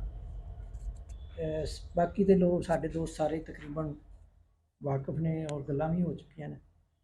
ਤੇ ਪਹਿਲੀ ਗੱਲ ਤੇ ਹੈਗੀ ਹੈ ਕਿ ਜਿਹੜੀ ਖਾਲਦ ਸਾਹਿਬ ਨੇ ਗੱਲ ਕੀਤੀ ਹੈ ਕਿ ਨੌਜਵਾਨ ਜਿਹੜੇ ਨੇ ਉਹ ਨਹੀਂ ਆ ਰਹੇ। ਅਸਲ ਗੱਲ ਹੈਗੀ ਹੈ ਕਿ ਜਿਹੜਾ ਸੋਸ਼ਲ ਮੀਡੀਆ ਹੈ ਜਾਂ ਫੇਸਬੁੱਕ ਹੈ, ਇਹਦੇ ਤੇ ਬਹੁਤ ਜ਼ਿਆਦਾ ਨੌਜਵਾਨ ਦੁਨੀਆ ਭਰ ਤੋਂ ਇਸ ਦੇ ਉੱਤੇ ਗੱਲਬਾਤ ਆਪਣੀ ਜਿਹੜੀ ਉਹ ਰੱਖਦੇ ਨੇ। ਔਰ ਇਹ ਨਹੀਂ ਕਿ ਨੌਜਵਾਨ ਜਿਹੜੇ ਨੇ ਉਹ ਸਾਡੇ ਗੁਲਾਮ ਤੇ ਨਹੀਂ ਕਿ ਸਾਡੇ ਨਾਲ ਚੱਲਣ। ਪਹਿਲੀ ਗੱਲ ਤੇ ਇਹ ਹੈ, ਅਸੀਂ ਅਗਰ ਕੋਈ ਗੱਲ ਕਰਨੇ ਆ, ਆਪਣੀ ਗੱਲ ਕਹਿਣਾ ਚਾਹੁੰਦੇ, ਮੈਂ ਫੇਸਬੁੱਕ ਤੇ ਲਿਖਣਾ ਵਾ ਔਰ ਮੁਸਲਸਲ ਲਿਖ ਰਿਹਾ ਵਾਂ 2-3 ਸਾਲ ਤੋਂ। ਤੇ ਚਲੋ ਲੋਕ ਸਿੱਖਦੇ ਨੇ, ਅਗਰ ਉਹ ਕਮੈਂਟਸ ਨਹੀਂ ਕਰਦੇ, ਲੇਕਿਨ ਉਹਨਾਂ ਦੇ ਦਿਮਾਗ ਦੇ ਵਿੱਚ ਇੱਕ ਗੱਲ ਜਾਂਦੀ ਹੈ ਜੋ ਮਤਾ ਪੈਂਦਾ ਔਰ ਉਹ ਸੋਚ ਜਿਹੜੀ ਹੈ ਅੱਗੇ ਵੱਧਦੀ ਹੈ। ਤੇ ਲਿਹਾਜ਼ਾ ਸਾਨੂੰ ਇੱਥੇ ਬੈਠੇ ਆ ਜਿੰਨੇ ਲੋਕ, ਕਮ ਅਜ਼ ਕਮ ਇਹ ਸਾਰੇ ਲੋਕ ਹੀ ਅਗਰ ਫੇਸਬੁੱਕ ਦੇ ਉੱਤੇ ਆਪਣਾ ਆਪਣਾ ਨੁਕਤਾ ਨਜ਼ਰ ਦੇਣਾ ਸ਼ੁਰੂ ਕਰ ਦੇਣ, ਕੋਈ ਕਮੈਂਟਸ ਕਰਨ, ਤੇ ਇਹ ਲੋਕਾਂ ਦੇ ਵਿੱਚ ਇਹ ਮਸਲਾ ਜਿਹੜਾ ਨਾ ਬਿਲਕੁਲ ਖਤਮ ਹੋ ਜਾਂਦਾ। ਐਸਾ ਮਸਲਾ ਹੀ ਨਹੀਂ ਰਹਿੰਦਾ, ਕਿਉਂਕਿ ਹੁਣ ਇਲਮ ਦੇ ਜਿਹੜੇ ਤਰੀਕਾਕਾਰ ਨੇ ਦੇਣ ਦੇ ਉਹ ਬਦਲ ਗਏ ਨੇ। ਹਾਂਜੀ, ਹੁਣ ਤੇ ਸਕੂਲਾਂ ਕਾਲਜਾਂ ਦੇ ਵਿੱਚ ਵੀ ਇਹ ਪਾਕਿਸਤਾਨ ਦੇ ਵਿੱਚ ਤੇ ਨਹੀਂ ਐਸਾ ਹਾਲੇ ਪੋਸੀਬਲ ਹੋਇਆ, ਲੇਕਿਨ ਸਕੂਲਾਂ ਕਾਲਜਾਂ ਦੇ ਵਿੱਚ ਜਾਪਾਨ ਵੀ ਕਾਫੀ ਦੇਰ ਪਹਿਲੇ ਆਪਣੇ ਬੱਚਿਆਂ ਨੂੰ ਟੈਕਨੋਲੋਜੀ ਦੇ ਹਵਾਲੇ ਨਾਲ ਤਾਲੀਮ ਜਿਹੜਾ ਨਾ ਉਹਦੇ ਤੇ ਦਿੰਦੇ ਰਹੇ। ਸਨਅਤੀ ਇਨਕਲਾਬ ਦੇ ਬਾਅਦ ਉਸ ਤੋਂ ਪਹਿਲੇ ਤੇ ਲੋਕ ਜਿਹੜੇ ਨੇ ਉਹ ਇਨਫਰਾਦੀ ਤੌਰ ਦੇ ਉੱਤੇ ਆਪਣੀ ਆਪਣੀ ਜੰਗ ਵਿਚਾਰੇ ਲੜਦੇ ਰਹੇ ਨੇ ਔਰ ਕਹਿੰਦੇ ਆਪਣਾ ਇਸਤਸਾਲ ਨੂੰ ਸਮਝਦੇ ਸੀ ਕਈ ਲੋਕ, ਸਾਰੇ ਨਹੀਂ ਸੀ ਸਮਝਦੇ। ਲੇਕਿਨ ਸਨਅਤੀ ਇਨਕਲਾਬ ਨੇ ਜਿਨ੍ਹਾਂ ਦਾ ਇਸਤਸਾਲ ਹੁੰਦਾ ਉਹਨਾਂ ਦੀ ਸਨਅਤ ਯੂਨੀਅਨ ਸਾਜ਼ੀ ਦੇ ਹਵਾਲੇ ਨਾਲ, ਯਾਨੀ ਉੱਥੇ ਮਜ਼ਦੂਰ ਇਕੱਠਾ ਹੁੰਦਾ, ਇਹ ਇੱਕ ਜ਼ਰੀ ਸਮਾਜ ਤੋਂ ਅੱਗੇ ਦਾ ਇੱਕ ਇਰਤਕਾ ਹੈ। ਉਹਦੇ ਵਿੱਚ ਤਨਜ਼ੀਮ ਸਾਜ਼ੀ ਦਾ ਜਿਹੜਾ ਨਾ ਉਹਨਾਂ ਨੂੰ ਇੱਕ ਸ਼ਊਰ ਮਿਲਦਾ ਔਰ ਉੱਥੇ ਉਹ ਬਹਿ ਕੇ ਇਕੱਠੇ ਦੇਖਦੇ ਨੇ ਔਰ ਉਹਨਾਂ ਨੂੰ ਨਜ਼ਰ ਵੀ ਆਉਂਦਾ ਕਿ ਸਾਡਾ ਇਸਤਸਾਲ ਕਿਸ ਤਰ੍ਹਾਂ ਹੋ ਰਿਹਾ, ਕਿਉਂਕਿ ਸਾਰਾ ਹਿਸਾਬ ਕਿਤਾਬ ਸਾਰੀ ਚੀਜ਼ਾਂ ਇੱਕ ਮਜ਼ਦੂਰ ਹੀ ਕਰ ਰਹੇ ਹੁੰਦੇ ਨੇ। ਆਗੂ ਨੇ ਆਵਾਮੀ ਵਰਕਰਸ ਪਾਰਟੀ ਦੇ ਉਹ ਗੱਲ ਕਰਨੀ ਕਰੋ ਜੀ। हाँ जी, मैं कितों कह हाँ। देखो जी, अज जिस शख्सियत का असीं दिन मना रहे हैं वो इंडस्ट्रीयल रेवोल्यूशन के बाद वो शख्सियत पैदा हुई सी। हाँ। और वो शख्सियत सी जिन्हों ने सब तो पहला ये रियलाइज़ किया सी कि लेबर का इंडस्ट्री के अंदर इस्तेसाल होता है। उस इस्तेसाल के उत्ते उन्होंने सरप्लस वैल्यू की बेस करके थ्योरी एक पेश की सी और नाल ही उन्होंने इर्तकाई समाज जिहड़ा वो इर्तकाई अमल के अंदर गुजरता है। जिस तरह पहले इंडस्ट्रीयल रेवोल्यूशन तो पहले ज़रई माशरा सी, फिर इंडस्ट्री माशरा आ गया, ਉਹਦੇ ਨਾਲ ਦੁਨੀਆ ਚੇਂਜ ਹੋ ਗਈ। ਜਿਹੜੀ ਦੁਨੀਆ ਅਸੀਂ ਦੇਖਨੇ ਆ ਜਿਹੜੀ ਚੇਂਜ ਹੋਈ ਹੈ, ਅਸੀਂ ਯੂਰਪ ਨੂੰ ਦੇਖਨੇ ਆ, ਅਮਰੀਕਾ ਨੂੰ ਦੇਖਨੇ ਆ, ਰਸ਼ੀਆ ਨੂੰ ਦੇਖਨੇ ਆ, ਚਾਈਨਾ ਨੂੰ ਦੇਖਨੇ ਆ, ਤੇ ਜਦੋਂ ਮੈਂ ਆਪਣੇ ਮੁਲਕ ਵੱਲ ਦੇਖਣਾ ਤੇ ਮੈਨੂੰ ਬਹੁਤ ਤਕਲੀਫ ਹੁੰਦੀ ਹੈ। ਤਕਲੀਫ ਇਹ ਹੁੰਦੀ ਹੈ ਕਿ ਕਿਆ ਉਹ ਸ਼ਊਰ ਜਿਹੜਾ ਹੈ ਇੱਥੇ ਡਿਵੈਲਪ ਨਹੀਂ ਹੋਇਆ, ਪ੍ਰੀਵੇਲ ਨਹੀਂ ਹੋਇਆ ਹੈ, ਲੇਕਿਨ ਬਦਕਿਸਮਤੀ ਨਾਲ ਸਾਡੇ ਮੁਲਕ ਜਿਹੜਾ ਬਣਿਆ ਗਿਆ ਹੈ ਮਜ਼ਹਬ ਦੀ ਬੁਨਿਆਦ ਤੇ ਬਣਾਇਆ ਗਿਆ ਹੈ। ਅੱਜ ਸਾਡੇ 'ਚ ਇਤਨੇ ਲੈਫਟ ਦੇ ਵੀ ਮੁਖਤਲਿਫ ਗਰੁੱਪ ਨੇ ਤੇ ਉਹਦੇ ਵਿੱਚ ਇਹੀ ਪ੍ਰੋਬਲਮ ਨੇ ਕਿ ਗੁੰਝਲਾਂ ਪਾਈਆਂ ਨੇ। ਅਸਾਂ ਅਗਰ ਬੈਠ ਕੇ ਡਿਬੇਟ ਹੋ ਜਾਵੇ, ਮੁਖਤਲਿਫ ਪਾਰਟੀਆਂ ਨੇ ਬੈਠ ਕੇ ਡਿਬੇਟ ਕਰ ਲਓ ਯਾਰ, ਤੇ ਕਿਸੇ ਫੈਸਲੇ ਤੇ ਆ ਜਾਾਂਗੇ। ਸਾਡਾ ਅਸੀਂ ਅਗਰ ਕੰਪੈਰੀਜ਼ਨ ਕਰੀਏ ਇੰਡਸਟਰੀਅਲ ਕੰਟਰੀ ਦੇ ਨਾਲ, ਉਹ ਨਹੀਂ ਹੋ ਸਕਦਾ। ਉਹਨਾਂ ਨੇ ਸਾਨੂੰ ਕੰਜ਼ਿਊਮਰ ਇੰਡਸਟਰੀ, ਆਪਣਾ ਕੰਜ਼ਿਊਮਰ ਸੁਸਾਇਟੀ 'ਚ ਕਨਵਰਟ ਕਰ ਦਿੱਤਾ। ਅਸੀਂ ਤਾਂ ਉਹਨਾਂ ਦੇ ਗਾਹਕ ਹਾਂ। ਉਹ ਕਦੇ ਵੀ ਇੱਥੇ ਤੁਹਾਡੀ ਤਰੱਕੀ ਜਿਹੜੀ ਉਹਨਾਂ ਨੂੰ ਵਾਰਾ ਨਹੀਂ ਖਾਈ। ਹੁਣ ਇਹ ਕਹਿਣਾ ਕਿ ਉਹ ਜ਼ਬਰ ਖਤਮ ਹੋ ਗਿਆ ਹੈ, ਉਹ ਜ਼ਬਰ ਅੱਜ ਵੀ ਮੌਜੂਦ ਹੈ। ਤਾਕਤ ਦਾ ਜ਼ਬਰ ਜਿਹੜਾ ਨਾ ਉਹ ਖਤਮ ਨਹੀਂ ਹੋਇਆ। ਸਟੇਟ ਲੈਵਲ ਤੋਂ, ਗਰੁੱਪਿੰਗ ਲੈਵਲ ਤੋਂ ਇੰਡਸਟਰੀਅਲ ਕੰਟਰੀ ਦਾ G7 ਦਾ ਉਸੇ ਤਰ੍ਹਾਂ ਹੀ ਕਾਇਮ ਹੈ, ਉਹਦੀ ਸ਼ਕਲ ਜ਼ਰੂਰ ਬਦਲ ਗਈ ਹੈ। ਇਸ ਮੁਲਕ ਦੇ ਅੰਦਰ IMF ਕਰਜ਼ੇ ਦਿੰਦੀ ਹੈ, ਕਦੀ ਕੋਈ ਪ੍ਰੋਜੈਕਟ ਦਾ ਪਤਾ ਹੈ ਕੋਈ ਪ੍ਰੋਜੈਕਟ ਕਿਸ ਪ੍ਰੋਜੈਕਟ ਤੇ ਪੈਸੇ ਦਿੰਦੇ ਨੇ, ਜਦੋਂ ਕਿ ਕਰਜ਼ਾ ਆਵਾਮ ਨੇ ਦੇਣਾ ਹੈ ਔਰ ਇਸ ਸ਼ਕਲ 'ਚ ਦੇਣਾ ਹੈ ਕਿ ਉਹ ਅਜੇ IMF ਦੇ ਪੈਸੇ ਮਿਲੇ ਨਹੀਂ ਹੁੰਦੇ ਕਿ ਯੂਟਿਲਿਟੀ ਬਿੱਲ ਦੇ ਰੇਟ ਵੱਧ ਜਾਂਦੇ ਨੇ, ਮਹਿੰਗਾਈ ਵੱਧ ਜਾਂਦੀ ਹੈ। ਸਾਡੀ ਤਾਂ ਮੁਲਕ ਦੀ ਦੁਨੀਆ ਹੀ ਮੁਖਤਲਿਫ ਹੈ ਨਾ।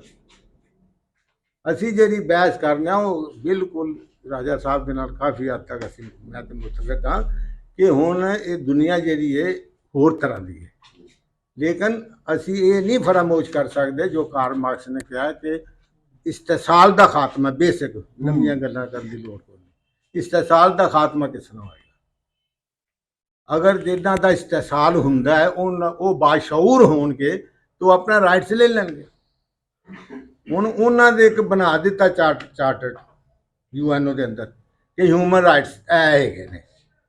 ਸਾਡਾ ਉਹ ਮੁਲਕ ਬਦਕਿਸਮਤ ਹੈ ਜਿੱਥੇ ਉਹ ਉਹਨਾਂ ਦੇ ਬਣਾਏ ਹੋਏ ਜਿਸ ਸਰਮਾਇਆ ਦੇ ਨਿਜ਼ਾਮ ਦੇ ਅਸੀਂ ਖਿਲਾਫ ਹਾਂ, ਉਹਨਾਂ ਦੇ ਬਣਾਏ ਹੋਏ ਚਾਰਟਰ ਦੇ ਤਹਿਤ ਜਿਹੜੇ ਇਨਸਾਨੀ ਹਕੂਕ ਨੇ ਸਾਨੂੰ ਉਹ ਵੀ ਨਹੀਂ ਮਿਲਦੇ।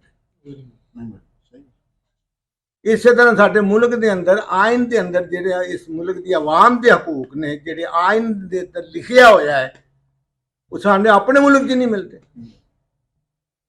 ਹੁਣ ਇਹਦੇ ਵਾਸਤੇ ਸਿਵਾਏ ਇਸ ਦੇ ਕੋਈ ਹੱਲ ਨਹੀਂ ਕਿ ਅਸੀਂ ਹੁਣ ਫਾਈਟ ਕਰੀਏ।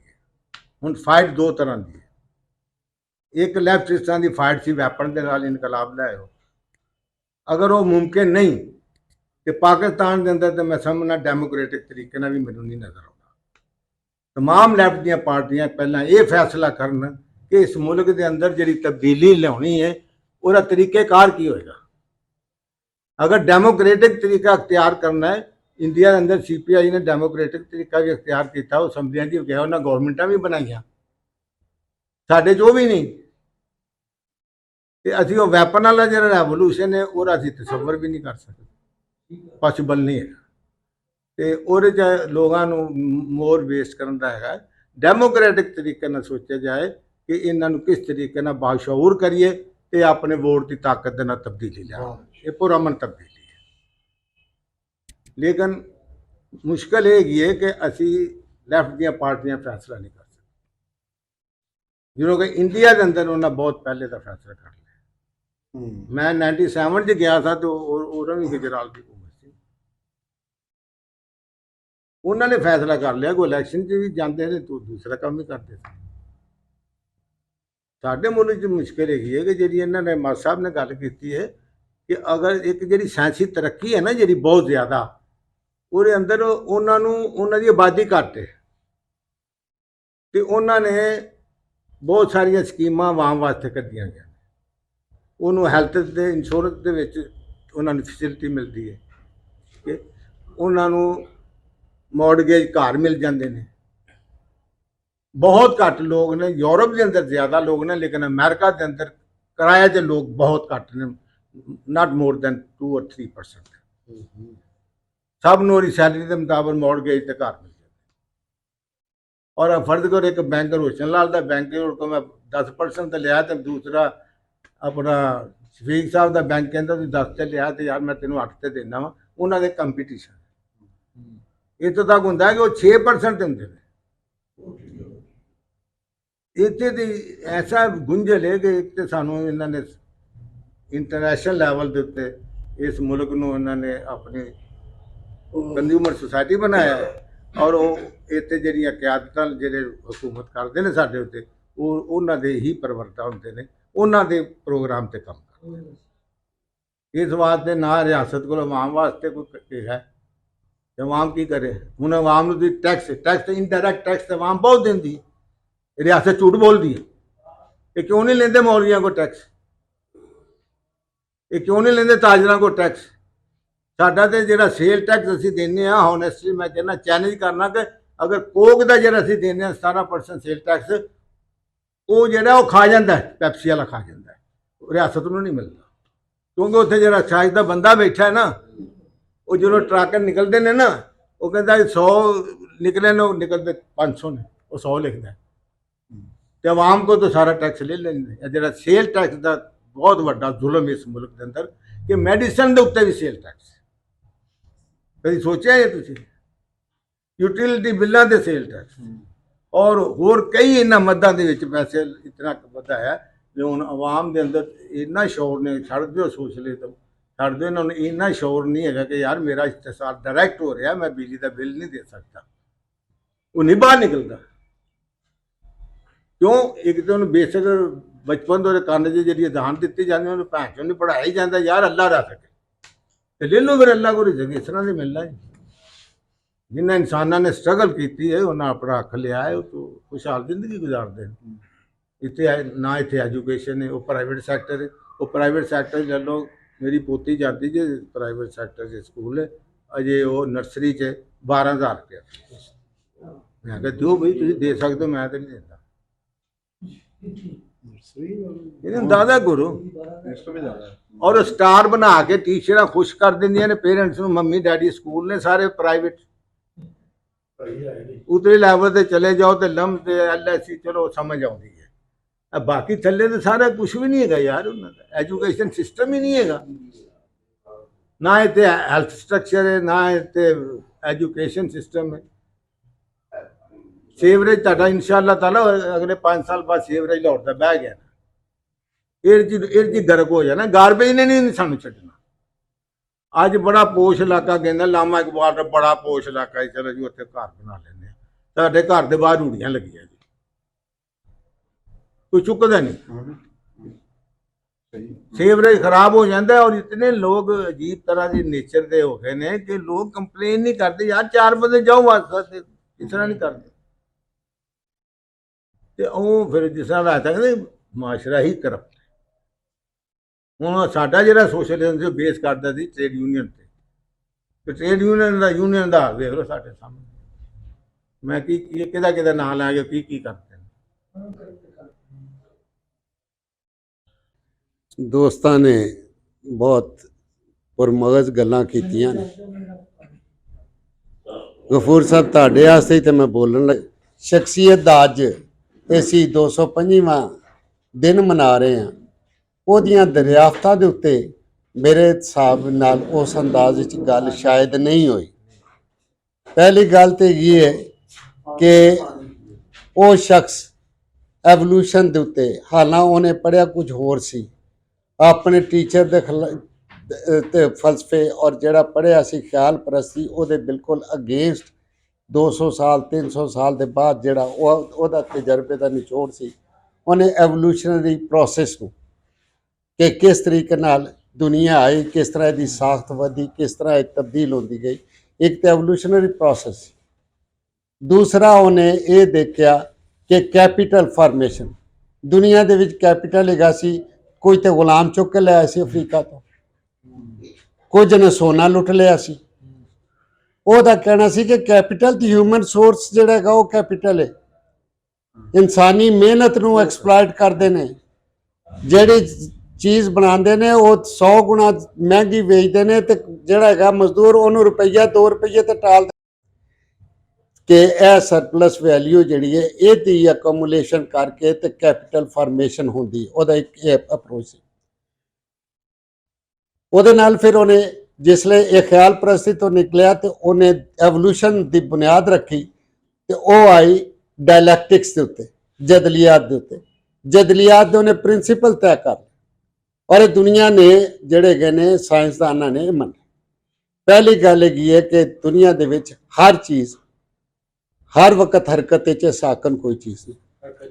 ਇਹ ਮਾਦੀ ਜਿਹੜੇ ਹੈਗਾ ਇਹਨੂੰ ਸਟੱਡੀ ਕਰਨ ਦਾ, ਡਾਇਲੈਕਟਿਕਸ ਨੂੰ, ਇਹ ਪਹਿਲਾ ਅਸੂਲ ਹੈ ਕਿ ਹਰ ਚੀਜ਼ ਹਰ ਵਕਤ ਤਹਿਰੀਕ ਵਿੱਚ ਸਾਕਨ ਨਹੀਂ। ਜਿਸਲੇ ਇਹ ਪਹਿਲਾ ਅਸੂਲ। ਦੂਸਰਾ ਉਹਦਾ ਹੈਗਾ ਕਿ ਹਰ ਜਿਹੜੀ ਹਰਕਤ ਹੈ ਉਹ ਇਨਫੀਰੀਅਰ ਤੋਂ ਸੁਪੀਰੀਅਰ ਦੀ ਤਰਫ ਹੈ, ਅਦਨਾ ਸੇ ਆਲਾ की तरफ ਜਾਂਦੀ। ਫਿਰ ਉਹਨੇ ਇਹਦੇ ਵਿੱਚ ਇੱਕ ਤਬਦੀਲ ਹੋਰ ਲਿਆਂਦੀ। ਉਹਨੇ ਕਿਹਾ ਕਿ ਜਿਹੜਾ ਤਬਦੀਲੀ ਦਾ ਅਮਲ ਹੈ ਇਹ ਕੰਪਲੈਕਸ ਹੈ, ਪੇਚੀਦਾ, ਇਹ ਸਾਦਾ ਨਹੀਂ ਹੈਗਾ। ਕਿ ਇੱਕ ਤਬਦੀਲੀ ਦਾ ਅਮਲ ਜਿਹੜਾ ਹੋ ਰਿਹਾ ਹੁੰਦਾ ਉਹਦੇ ਉੱਤੇ ਮਲਟੀਪਲ ਫੈਕਟਰ ਉਹਦੇ ਤੇ ਅਸਰ ਅੰਦਾਜ਼ ਹੋ ਰਹੇ ਹੁੰਦੇ ਨੇ, ਔਰ ਕੁਝ ਮਾਈਨਰ ਹੁੰਦੇ ਨੇ, ਕੁਝ ਮੇਜਰ ਹੁੰਦੇ ਨੇ। ਉਹਨਾਂ ਨੇ ਇਹ ਤੈਅ ਕਰਕੇ ਤੇ ਇਹ ਫੈਸਲਾ ਕੀਤਾ ਕਿ ਬਈ ਜੇ ਕਿਸੇ ਚੀਜ਼ ਨੂੰ ਵੀ ਤੁਸੀਂ ਡਿਟਰਮਨ ਕਰਨਾ ਤੇ ਇਹ ਦੇਖਣਾ ਕਿ ਉਹਦਾ ਸਟੇਜ ਕੀ ਹੈ ਤੇ ਕਿਸ ਤਰ੍ਹਾਂ ਉਹਦਾ ਚੱਲ ਰਿਹਾ। ਇਹੋ ਜਿਹੇ ਉਹਨੇ ਡਾਇਲੈਕਟਿਕਸ ਦੇ ਅਸੂਲ ਜਿਹੜੇ ਨੇ ਉਹ ਦਰਿਆਫਤ ਕੀਤੇ, ਜਦਲੀਆਤ ਦਾ ਬੇਸ ਬਣੇ। ਉਹਦੇ ਨਾਲ ਨਾਲ ਉਹਦੀ ਸਾਇੰਸ ਔਰ ਨੂੰ ਇਹ ਤੇ ਹੈਗਾ ਸੀ ਇੱਕ ਸਮਾਜੀ, ਲੇਕਿਨ ਉਹਦੇ ਨਾਲ ਆ ਕੇ ਰਲ ਗਿਆ ਐਂਗਲ ਨੇ ਤਮਾਮ ਉਹਦੇ ਫਲਸਫੇ ਨੂੰ ਸਾਇੰਸੀ ਜਲਾ ਬਖਸ਼ੀ ਕਿ ਸਾਇੰਸ ਦੇ ਅਸੂਲਾਂ ਦੇ ਉੱਤੇ ਨੂੰ ਸਾਬਤ ਕੀਤਾ ਔਰ ਉਹਨਾਂ ਦੀ ਡਿਸਕਸ਼ਨ ਹੋ ਗਈ।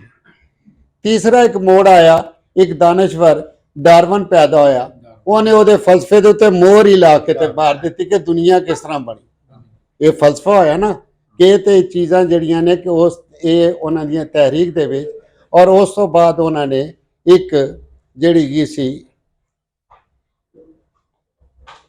ਕਿ ਉਹਦੇ ਨਾਲ ਇਸ ਤਹਿਰੀਕ ਦੇ ਨਾਲ ਜਿਸਲੇ ਉਹਨੇ ਕਰ ਦਿੱਤਾ ਕਿ ਡਾਰਵਨ ਨੇ ਇਹਨੂੰ ਸਾਬਤ ਕਰ ਦਿੱਤਾ।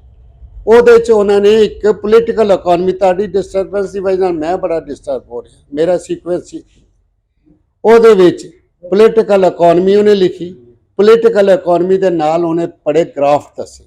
ਗ੍ਰਾਫ ਦੱਸਣ ਦਾ ਉਹਦਾ ਐਸਾ ਕਿ ਬੜੇ ਬੜੇ ਇੱਥੇ ਨਾਂ ਵੀ ਲਏ ਨੇ, ਆਸਫ ਨੇ ਇੱਕ ਬੰਦੇ ਦਾ ਨਾਂ ਲਿਆ, ਬੜੇ ਬੜੇ ਉਹਦੇ 10 ਕੈਪੀਟਲ ਦੇ ਮਾਹਿਰ ਨੇ, ਲੇਕਿਨ ਉਹਨਾਂ ਨੂੰ ਇਹ ਨਹੀਂ ਪਤਾ ਕਿ ਉਹਨੇ ਹਰ ਜਿਹੜਾ ਸਰਪਲਸ ਵੈਲਿਊ ਦਾ ਫਲਸਫਾ ਨਹੀਂ ਉਹਨੂੰ ਵੈਰੀ ਕਰਾਇਆ। ਉਹ ਕਹਿੰਦਾ ਕਿ ਜਿਸਲੇ ਇੱਕ ਦਰਜੀ ਇੱਕ ਪੈਂਟ ਸੀਂਦਾ ਜਾਂ ਇੱਕ ਕੋਟ ਸੀਂਦਾ, ਇੱਕ 5 ਰੁਪਏ ਦੇ ਕੱਪੜੇ ਨੂੰ ਉਹ 50 ਰੁਪਏ ਵੈਲਿਊ ਦਿੰਦਾ ਤੇ ਜਿਹੜੇ 45 ਰੁਪਏ ਵਧਾਉਂਦਾ ਉਹ ਦੇ ਵਿੱਚੋਂ 5 ਰੁਪਏ ਜਿਹੜੇ ਨੇ ਮਸ਼ੀਨ ਤੇ ਚਲੇ ਜਾਂਦੇ ਨੇ, 40 ਮਜ਼ਦੂਰ ਦੀ ਲੇਬਰ। ਲੇਕਿਨ ਇਹੋ ਹੀ ਕੋਟ ਜਿਲੇ ਸਾਊਥ ਹੀ ਚਲਾ ਜਾਏ ਹਿੰਦੁਸਤਾਨ ਹੀ, ਤੇ ਉਹਦੀ ਵੈਲਿਊ ਕੋਈ ਨਹੀਂ। ਇਹ ਕੋਟ ਜਿਲੇ ਨਾਰਥ ਹੀ ਚਲਾ ਜਾਏਗਾ ਤਾਂ 100 ਰੁਪਏ ਦਾ ਵਿਕੇਗਾ। ਇਹ ਵੀ ਉਹਨੇ ਇੱਥੋਂ ਤੱਕ ਅਸੂਲਤ ਹੈ ਬੜੇ ਮਾਈਨਿਊਟਲੀ, ਮਤਲਬ ਉਹਨੂੰ ਖਰਾਜ ਅਕੀਦਤ ਹੈ ਕਿ ਉਹਨੇ ਇੱਥੋਂ ਤੱਕ ਮਾਈਨਿਊਟਲੀ, ਔਰ ਮੈਂ ਦਾਅਵੇ ਨਾਲ ਕਹਿ ਸਕਦਾ ਕਿ ਉਹਦੇ ਦੀ ਕੈਪੀਟਲ ਨੂੰ ਕੋਈ ਬੰਦਾ ਸਮਝਿਆ ਨਹੀਂ, ਲਿਖੀ ਜਾ ਰਹੇ ਔਰ ਆਪਣਾ ਉਹ ਜਿਹੜੇ ਵੱਟੀ ਜਾ ਰਹੇ। ਹੱਤਾ ਕਿ ਮੈਂ ਇਸ ਏਜ ਦੇ ਉੱਤੇ ਪਹੁੰਚ ਕੇ ਤੇ ਹੁਣ ਵੀ ਅਜੇ ਵੀ ਮੈਂ ਵੀ ਉਹ ਇਹ ਥੋੜਾ ਬਹੁਤਾ ਉਹਨੂੰ ਸਮਝਣ ਦੀ ਕੋਸ਼ਿਸ਼ ਕਰਨਾ, ਵੈਰੀ ਕਰਦੇ ਨੇ। ਔਰ ਉਹਦੀ ਜਿਹੜੀਆਂ ਹੈਗੀਆਂ ਨਾ ਇਕੁਏਸ਼ਨ ਬਣੀਆਂ ਹੋਈਆਂ ਉਹ ਬੜੀਆਂ ਦਿਲਚਸਪ ਨੇ। ਜਿਸ ਤਰ੍ਹਾਂ ਆਰਗੈਨਿਕ ਦਾ ਹੁੰਦਾ ਨਾ ਕਿ ਇਹਦੇ ਚੋਂ ਇਹ ਨਿਕਲ, ਇਸ ਤਰ੍ਹਾਂ ਦੀ ਉਹਨੇ ਉਹ ਸਾਰੀ ਕੀਤੀ। ਔਰ ਉਹਨੂੰ ਹੁਣ ਉਹਦੇ ਉੱਤੇ ਤਖਤਾ ਮਸ਼ਕ ਜਿਹੜੇ ਨੇ ਸਾਡੇ PhD ਜਿਹੜੇ ਨੇ ਮੋਹਤਰਮ ਇੱਥੇ ਫਰਮਾ ਰਹੇ ਨੇ, ਲੱਗੇ ਨੇ, ਉਹ ਆਪਣਾ ਕਦੀ ਤੇ ਅਸੀਂ ਹਾਲਾਤ ਜ਼ਿੰਦਗੀ ਕਰਨਾ ਸ਼ੁਰੂ ਕਰ ਦਿੰਦੇ। ਅਸੀਂ ਇਹ ਨਹੀਂ ਕਹਿੰਦੇ ਕਿ ਉਹਨੇ ਫਾਈਂਡ ਆਊਟ ਕੀਤਾ। ਫਾਈਂਡ ਆਊਟ ਕਰਨ ਤੋਂ ਬਾਅਦ ਉਹਨਾਂ ਨੇ ਜਨਾਬ ਕਮਿਊਨਿਸਟ ਮੈਨੀਫੈਸਟੋ ਲਿਖਿਆ ਕਿ ਮਜ਼ਦੂਰ ਜਿਹੜਾ ਹੈਗਾ ਅਗਰ ਉਹਦੀ ਐਕਸਪਲੋਇਟੇਸ਼ਨ ਔਰ ਸਰਪਲਸ ਵੈਲਿਊ ਜਿਹਨੂੰ ਕੈਪੀਟਲ ਕਹਿੰਦੇ ਨੇ, ਉਹ ਕੈਪੀਟਲ ਨਹੀਂ ਹੈਗਾ ਬਲਕਿ ਮਜ਼ਦੂਰ ਦੀ ਮਿਹਨਤ ਹੈ। ਉਸ ਦੇ ਵਾਸਤੇ ਉਹਨੇ ਕਿਹਾ ਮਜ਼ਦੂਰ ਨੂੰ ਜਦੋਜਹਿਦ ਕਰਨੀ ਪੈਗੀ ਕਿ ਉਸ ਆਪਣੇ ਕੈਪੀਟਲ ਨੂੰ ਆਪਣੇ ਹੱਕ ਵਿੱਚ ਕਰੇ। ਉਹਦੇ ਵਾਸਤੇ ਕਮਿਊਨਿਸਟ ਮੈਨੀਫੈਸਟੋ ਲਿਖਿਆ। ਕਮਿਊਨਿਸਟ ਮੈਨੀਫੈਸਟੋ ਵੀ ਜਿਸਲੇ ਉਹਨਾਂ ਲਿਖਿਆ ਤੇ ਉਹਦਾ ਦਿਬਾਚਾ 4 ਦਫਾ ਬਦਲਣਾ ਪਿਆ। ਇੱਕ ਦਫਾ ਲਿਖਦੇ ਨੇ ਤੇ ਉਹਦੇ ਵਿੱਚ ਆਂਦਾ ਕਿ ਅਮਰੀਕਾ ਦੀ ਇਕਨੋਮੀ ਮੇਰੀ ਨਜ਼ਰ ਵਿੱਚ ਨਹੀਂ ਸੀ। ਦੇਖੋ ਅਮਰੀਕਾ ਦਰਿਆਫਤ ਹੋ ਚੁੱਕਿਆ ਸੀ, ਅਮਰੀਕਾ ਦੇ ਅੰਦਰ ਗੁਲਾਮ ਚਲੇ ਗਏ ਸੀ। ਅਮਰੀਕਾ ਗੁਲਾਮਾਂ ਦਾ ਜਿਹੜਾ ਕੈਪੀਟਲ ਫਾਰਮੇਸ਼ਨ ਸੀ ਸਰਮਾਇਆਦਾਰਾਂ ਦੀ, ਉਹਨਾਂ ਦੀ ਮਿਹਨਤ ਸੀ ਨਾ, ਉਹ ਵੀ ਤੁਸੀਂ ਲਿਖ ਦਿੱਤਾ, ਲੇਕਿਨ ਉਹਨੂੰ ਓਮਿਟ ਕਰ ਗਏ। ਇਸੇ ਤਰੀਕੇ ਨਾਲ ਛੋਟੇ ਛੋਟੇ ਝਗੜੇ ਸ਼ੁਰੂ ਹੁੰਦੇ ਸੀ ਤੇ ਕਾਰਲ ਮਾਰਕਸ ਦਾ ਇਹ ਹੋਇਆ ਕਿ ਬਈ ਜਿਹੜੇ ਇਹ ਸੋਸ਼ਲ ਡੈਮੋਕ੍ਰੇਟਸ ਨੇ ਨਾ, ਇਹ ਗੜਬੜ ਕਰਦੇ ਨੇ। ਕਿਸੇ ਨੇ ਜਾ ਕੇ ਕਹਿ ਦਿੱਤਾ ਕੌਮ ਦੇ, ਉਹਨੇ ਕਿਹਾ ਯਾਰ ਇਹ ਹਰ ਤਹਿਰੀਕ ਨੂੰ ਮਜਰੂ ਕਰ ਦਿਓ। ਉਹਨੂੰ ਅਸੀਂ ਫਲਸਫਾ ਕੁਰਾਨੀ ਹਦੀਸ ਤੇ ਹਰਫ ਲੈ ਕੇ ਬਹਿ ਗਏ। ਜਿਸ ਵੇਲੇ ਇੱਥੇ ਇੱਕ ਨਾਂ ਲਿਆ ਰਾਣਾ ਆਜ਼ਮ ਦਾ, ਮੈਂ ਤੇ ਨਹੀਂ ਚੱਲਣ। ਉਹ ਜਿਸ ਦਿਨ ਮੈਂ ਸੋਸ਼ਲ ਡੈਮੋਕ੍ਰੈਟਿਕ ਫੋਰਮ ਦੀ ਬੁਨਿਆਦ ਰੱਖੀ ਤੇ ਕੰਨਾਂ ਨੂੰ ਹੱਥ ਲਾਵੇ ਕਿ ਬਾਜ਼ ਆ ਜਾ, ਤੇ ਉਹਨਾਂ ਦੇ ਖਿਲਾਫ offense ਔਰ ਕੋਲਡ ਵਾਰ ਦਾ ਏਰਾ ਸੀ, ਮਜ਼ਬੂਤ ਸਨ ਤੇ ਉਹਨਾਂ ਨੇ ਕੋਈ ਵੇ ਆਊਟ ਲੱਭਣਾ ਸੀ, ਉਹਨਾਂ ਨੇ ਕਿਸੇ ਤਰੀਕੇ ਨਾਲ ਅੱਗੇ ਵਧਣਾ ਸੀ। ਇਹ ਸੀ ਉਹਦੇ ਵਿੱਚ ਜਿਹੜਾ ਉਹਨਾਂ ਨੇ ਕੀਤਾ ਕਿ ਵਰਲਡ ਟ੍ਰੇਡ ਆਰਗੇਨਾਈਜੇਸ਼ਨ ਫਾਰਮ ਕੀਤੀ। ਸੇਲਸ ਟੈਕਸ ਉਹਦੇ ਵਿੱਚ ਆ ਜਾਏਗਾ ਅੱਗੇ ਜਾ ਕੇ, ਜੇ ਮੈਨੂੰ ਬਹੁਤਾ ਬੋਲਣ ਦਾ ਮੌਕਾ ਮਿਲ ਗਿਆ ਤੇ। ਬਹਰਹਾਲ ਉਹ ਜਿਹੜਾ ਹੈਗਾ ਸੀ ਸੋਵੀਅਤ ਯੂਨੀਅਨ ਦਾ, ਉਹਦੇ ਵਿੱਚ ਵੀ ਉਹਨਾਂ ਨੇ ਤੇ ਜਿਹੜਾ ਹੈਗਾ ਤਬਦੀਲੀਆਂ, ਫਿਰ ਸੋਵੀਅਤ ਯੂਨੀਅਨ ਦੇ ਇਨਕਲਾਬ ਨੇ ਸਾਨੂੰ ਗਿਰਾਂ 'ਚ ਫਸਾ ਲਿਆ, यानी प्रोलतारिया रेवोल्यूशन। प्रोलतारिया जलसे की क्यादत करेगा, प्रोलतारिया तहरीक की चूहियां लाई प्रोलतारिया नहीं सी, लैनन प्रोलतारिया नहीं सी, एसी उस प्रोलतारिया नूं इस्तेमाल किया। और प्रोलतारिया होंदा है जिहदे कोल मेहनत होवे वेचण वास्ते, ना उहदे कोल इंस्ट्रूमेंट ऑफ प्रोडक्शन होण ते ना उहदा दस्तरस मीन ऑफ प्रोडक्शन होण। ये होंदा प्रोलतारिया। आज प्रोलतारिया सड़क दे उत्ते वो बैठा है, मुछियां गंढी जा रहा, उहदे कोल इंस्ट्रूमेंट ऑफ प्रोडक्शन अपने ने, ते वो थोड़ी जिनी जिहड़ी वो भी ले आंदा है, वो सैल्फ सफिशिएंट इकोनॉमी च। मैं उहनूं कदी कंसीडर ही नहीं कीता, मैं उस प्रोलतारिया ते रुकना। फिर गफूर साहब के हर कॉमनिस्ट अपने फील्ड का माहिर होएगा, अपने प्रोफैशन का एक्सपर्ट होएगा। क्या कॉमनिस्ट पार्टी इत्थों दी है? दिहाड़ियां नहीं लांदे, केड़ा परफेक्ट है। फिर माइंड की अप्रोच जिहड़ी वो बनती है उस वेले जिसले PhD लैवल हो रूस विच है, रूस विच है, इत्थे नहीं है, इत्थे मदरसा है। सोशलिज्म की जिहड़ी है डेफिनेशन कि get work according to the capability and give according to the work done. आज मल्टीनेशनल कंपनी के अंदर सर्वाइवल ऑफ द फिटेस्ट है, जिहड़ा टैक्नोलॉजी सीख के आउंदा वो कमांदा है, वो अपनी जगह बनाता है। तो हुण मदरसे का मौलवी चुक के तो मैं उस जगह ते लै जावां, मैं नहीं ले जा सकता। जे भट्ठा मजदूर ने उत्थे ही रहना है तो मैं, और उहदे विचों मेरे जिहड़ा मजदूर लीडर है उहदी दिहाड़ी लगनी है तो मैं उहनूं इकट्ठा नहीं कर सकता। इत्थे इकट्ठा करन दीयां भी गल्लां होईयां, वैस्टेड इंटरस्ट डिवेलप होए। अज जिसले सोशल मीडिया एडा तरक्की कर गया, पहली तो गल है कि हर बंदा एक किताब पढ़दा तो कहंदा मैं लीडर हाँ, मैं वर्कर नहीं हाँ, स्टेट अवे। इस वास्ते ये मुल्क लीडरां दे विच खुद कफील है, वर्कर इन्हां कोल कोई नहीं। फिर सीधी गल कि उहदे जिस तरह भी उन्हें सीख लिया उहदे कर। दूसरी जिहड़ी है कि असीं तय करन वास्ते तैयार नहीं कि असीं जिहड़ा वाहे उही खाए। नारा लाया 12 किले जमीन दे दिओ, ते असीं निजकारी कीती है या प्राइवेट स्टेट कैपिटल ही कन्वर्ट किया? असीं ते आप निजकारी दे नारे लांदे रहे। आज वो निजकारी जिहड़ी है 12 एकड़ वाला सर्वाइव नहीं कर सकता। आज वो इकनॉमिकली फिजिबल यूनिट नहीं। आज कोऑपरेटिव तो हट के कारपोरेट आ गए। और क्यूबा के अंदर कोऑपरेटिव होंदा सी, क्यूबा ने आहिस्ता आहिस्ता छड्डिया। ਉਹਦੇ ਵਿੱਚ भी ਹੁਣ देखो ਜਿਹੜਾ ਜ਼ਮਾਨਾ ਤਜਰਬੇ ਕਰ ਜਾਂਦਾ ਉਹਦੇ ਤੋਂ ਸਿੱਖ ਕੇ ਤਾਂ ਸਾਨੂੰ ਅੱਗੇ ਵਧਣਾ ਪਏਗਾ। ਉਹਨਾਂ ਨੇ ਇਹ ਕੀਤਾ ਕਿ ਜਿਹੜੇ ਸਕੂਲ ਦੀਆਂ ਛੁੱਟੀਆਂ ਹੁੰਦੀਆਂ ਸੀ ਤੇ ਇੱਕ ਬੱਚੇ ਆਣ ਕੇ ਜ਼ਮੀਨ ਕਾਸ਼ਤ ਕਰ ਜਾਂਦੇ ਸੀ। दूसरी बारी दूसरे महकमे दी छुट्टियां होनी, उन्होंने काश्त जी हारवैसटिंग जी है कटिंग कर लेनी, किसी ने स्टोर कर लेना। वो जिसले फसल कटनी शुरू हुई तो कम्युनिस्ट पार्टी ने फिर कंसिडर किया यार ये फसल कट रही है। फिर पता लगा कि भाई यह तरीका गलत है, किसी को प्यो बनाना पेगा।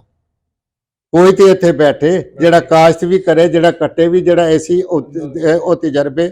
और फिर उन्होंने दे नाल इंटरनेशनल प्रैशर भी सन क्यूबा दे विच, ते इह हैगा सी कि उहदे ते इन्नियां सैंक्शनस लगियां सी कि उहदा कारोबार ही खत्म होया सी। औखड़ां भी सन ते उहदे नाल नाल तजर्बियां दे विचों सिखिया भी जा रहा सी। जिसले अज कैपिटल नैशनल तो मल्टीनेशनल हो गया, इंटरनेशनल कैपिटल हो गया, तो अज तुसी स्टेट कैपिटल किधर नहीं तहा सकते। अमरीका दे ते चीन दे ऐसे गहरे तलकात फसे ने, जिहड़ी मैं अगे भी कर रहा सा कि 41% ओदी इकोनॉमी दे अंदर है ते 33% जिहड़ा उत्थों कमांदा ओहदे बैंकां च रखदा। ते कल वो बैंकां चों खिच ले ते अमरीका जमीन ते, लेकिन ओहदे हत्थ च भी डॉलर फारग। इत्थे इंडस्ट्री टैलीफोन दी लगी है ते सिलिकॉन वैली को तो चिप जांदी है तो चलदा चीन, वरना नहीं चल सकता। गाला करता रहता चीन रोज़ इंडिया नूं, इंडिया उहनूं करता रहता। तो 44 अरब रुपए की सालाना बिजनेस उहदे नाल करी, 44 अरब डॉलर की ओहदी बिजनेस डेली नाम ये सालाना। ये जिसले सूरत हाल में नज़र आउंदी है तो मैं समझना कि ये ਚੋਰ ਚੋਰੀ ਤੋਂ ਜਾਂਦਾ ਹੈ, ਵਾਰਦਾਤੀ ਉਹਦੇ ਵਾਰਦਾਤ ਕਰਨ ਤੋਂ ਬਾਜ਼ ਨਹੀਂ ਆਉਂਦਾ। ਇਹਨਾਂ ਨੇ ਅਮਰੀਕਨਾਂ ਨੂੰ ਵੀ ਇਹ ਪਤਾ ਲੱਗ ਗਿਆ ਕਿ ਸਾਡੇ ਕੋਲ ਕੋਈ ਨਹੀਂ, ਯਾਨੀ ਅਮਰੀਕਾ ਦੇ ਵਿੱਚ ਪੋਰਟ ਮੈਨੇਜਮੈਂਟ ਇਸ ਵੇਲੇ ਦੁਬਈ ਪੋਰਟ ਮੈਨੇਜਮੈਂਟ ਕੰਪਨੀ ਹੈ ਜਿਹੜੀ ਉਹਨਾਂ ਦੀਆਂ 8 ਹਾਰਬਰ ਚਲਾ ਰਹੀ ਹੈ, ਤੇ ਅਮਰੀਕਾ ਲੜਨ ਵੀ ਜਾਂਦਾ ਹੈ। ਜਿਹੜੇ ਉਹ ਤੁਹਾਡੀ ਪੋਰਟ ਮੈਨੇਜਮੈਂਟ ਉਹਨਾਂ ਕੋਲ ਬੈਠ ਪਈ ਹੈ, ਤੇ ਤੁਸੀਂ ਕਿਸ ਤਰ੍ਹਾਂ। ਲੇਕਿਨ ਇੱਕ ਦੌਰ ਉਹ ਵੀ ਸੀ ਕਿ ਅਮਰੀਕਾ ਨੇ ਆਪਣੀ ਸਾਇੰਸਦਾਨਾਂ ਨੂੰ ਫਾਇਲ ਲਾ ਦਿੱਤਾ ਕਿ ਰੂਸ ਨੇ ਜਿਹੜਾ ਹਾਈਡਰੋਜਨ ਬੰਬ ਬਣਾਇਆ ਉਹ ਇੱਥੋਂ ਗਿਆ ਸੀ। ਇਹੋ ਹੀ ਸੀ ਨਾ, ਉਹਨਾਂ ਦਾ ਵੀ ਉਹ ਵੀ ਉਹੋ ਹੀ ਕੰਮ ਕਰਦੇ ਨੇ ਜੋ ਇੱਥੇ ਮਜੀਦ ਨਿਜ਼ਾਮੀ ਤੇ ਹਮੀਦ ਨਿਜ਼ਾਮੀ ਕਰਦੇ ਸੀ ਕਿ ਬਹਿਰੇ ਜ਼ੁਲਮਾਤ में ਘੋੜੇ ਦੌੜਾਉਂਦੇ ਸੀ, ਤੇ ਉਹ ਵੀ ਅਜੇ ਦੌੜਾਉਂਦੇ। ਅਜੇ ਉਹਨਾਂ ਨੇ ਦੁਨੀਆ ਨੂੰ ਕਿਹਾ ਕਿ ਅਸੀਂ ਯੂਨੀਪੋਲਰ।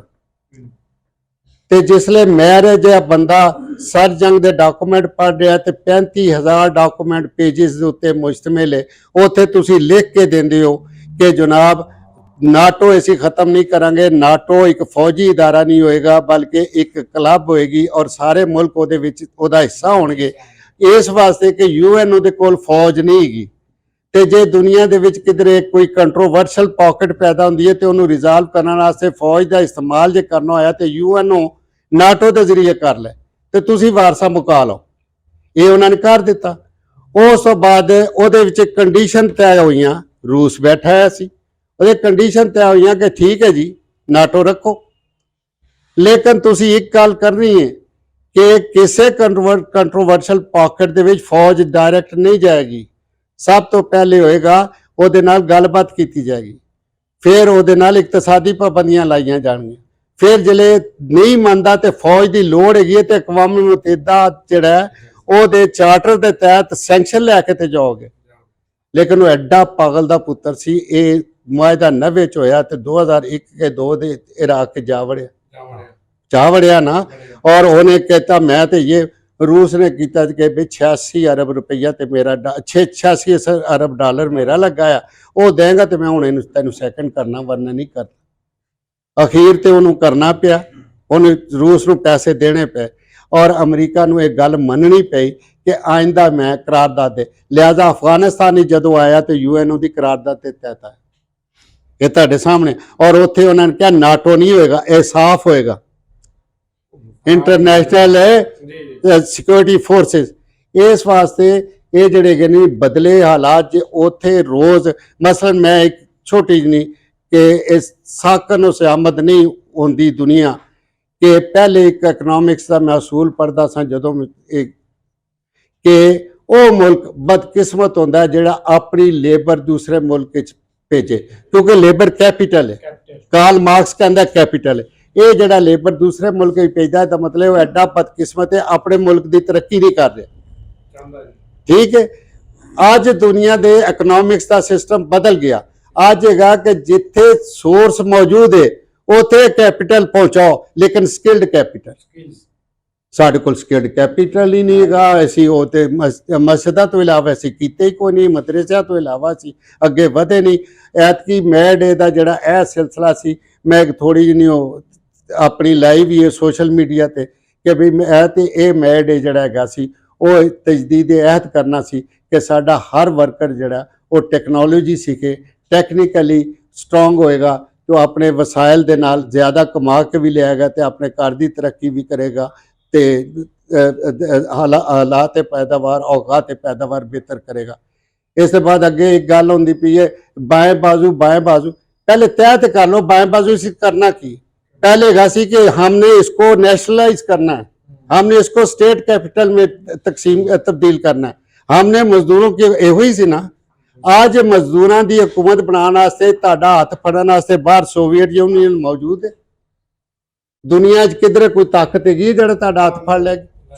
पहले मैं भी नारे लांदा रहा ना कि सोवियत यूनियन से हम टेक्नोलॉजी की तरक्की करवा लेंगे, फलाना करवा लेंगे हम स्टेट कैपिटल में। आज स्टेट कैपिटल तो एग्जिस्ट नहीं करता।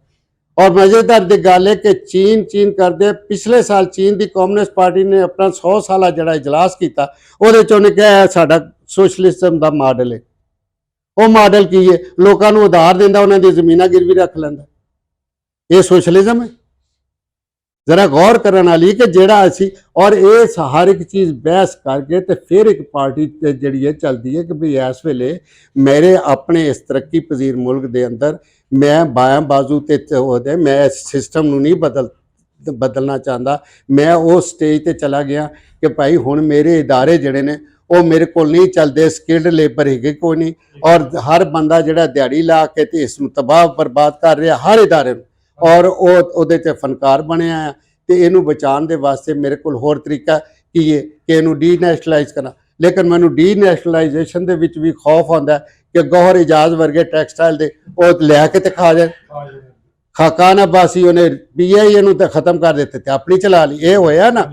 ਇਹ ਇਸ ਵਾਸਤੇ ਇਹ ਤੇ ਅਜੀਬ ਮੁਲਕ ਹੈਗਾ ਕਿ ਇਹਦੇ ਅੰਦਰ ਜਦੋਜਹਿਦ ਕਰਨੀ, ਇਹਦੇ ਅੰਦਰ ਪਾਰਟੀ ਚਲਾਣੀ, ਇਹਦੇ ਅੰਦਰ ਨਜ਼ਰੀਆਤ ਨੂੰ ਅੱਗੇ ਲਿਜਾਣਾ ਬਹੁਤ ਵੱਡੀ ਗੱਲ।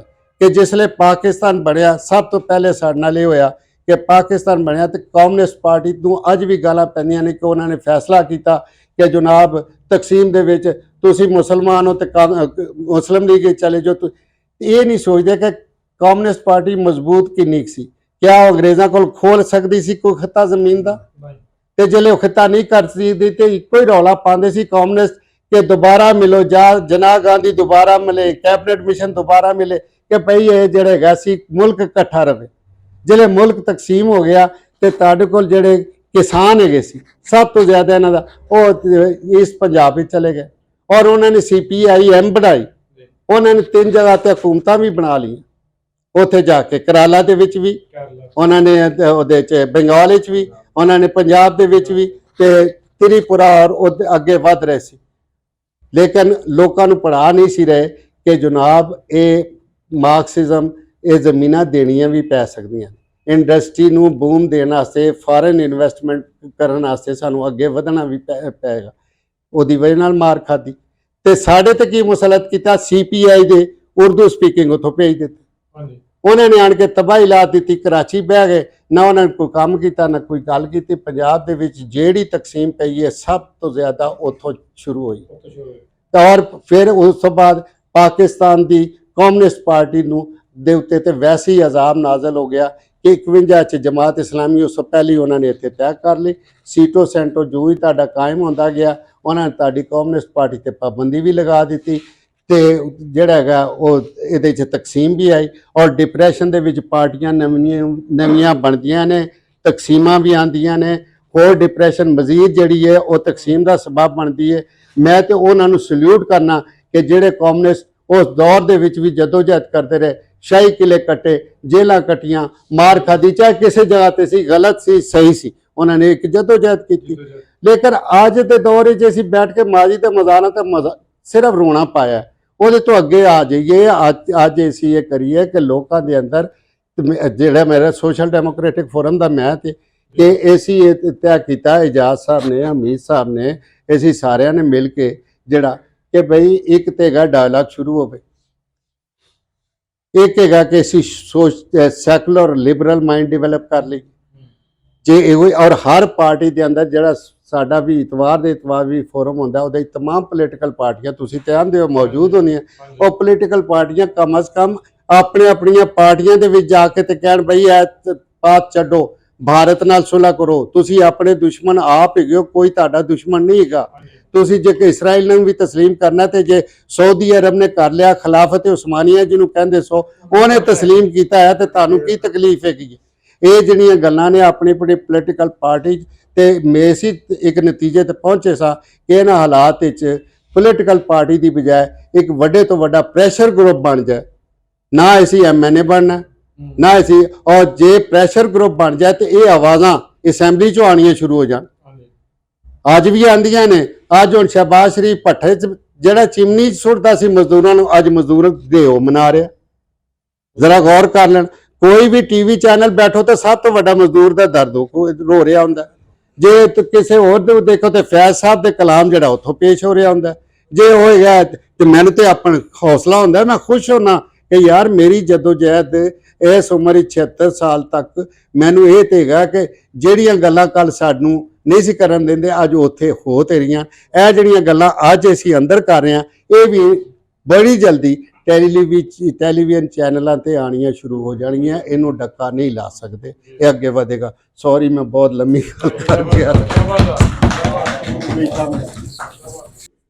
तमाम अहबाब ते राजा साहब की तफसीली गुफ्तगू तो बाद हुण कोई होर गल की जरूरत नहीं ते मैं सिर्फ ये गल करांगा कि कार्ल मार्क्स का 205वां जन्म दिहाड़ जिहड़ा है वो असी मनाया है ते उन्हां नूं असीं सुरख सलाम पेश करते हैं जी।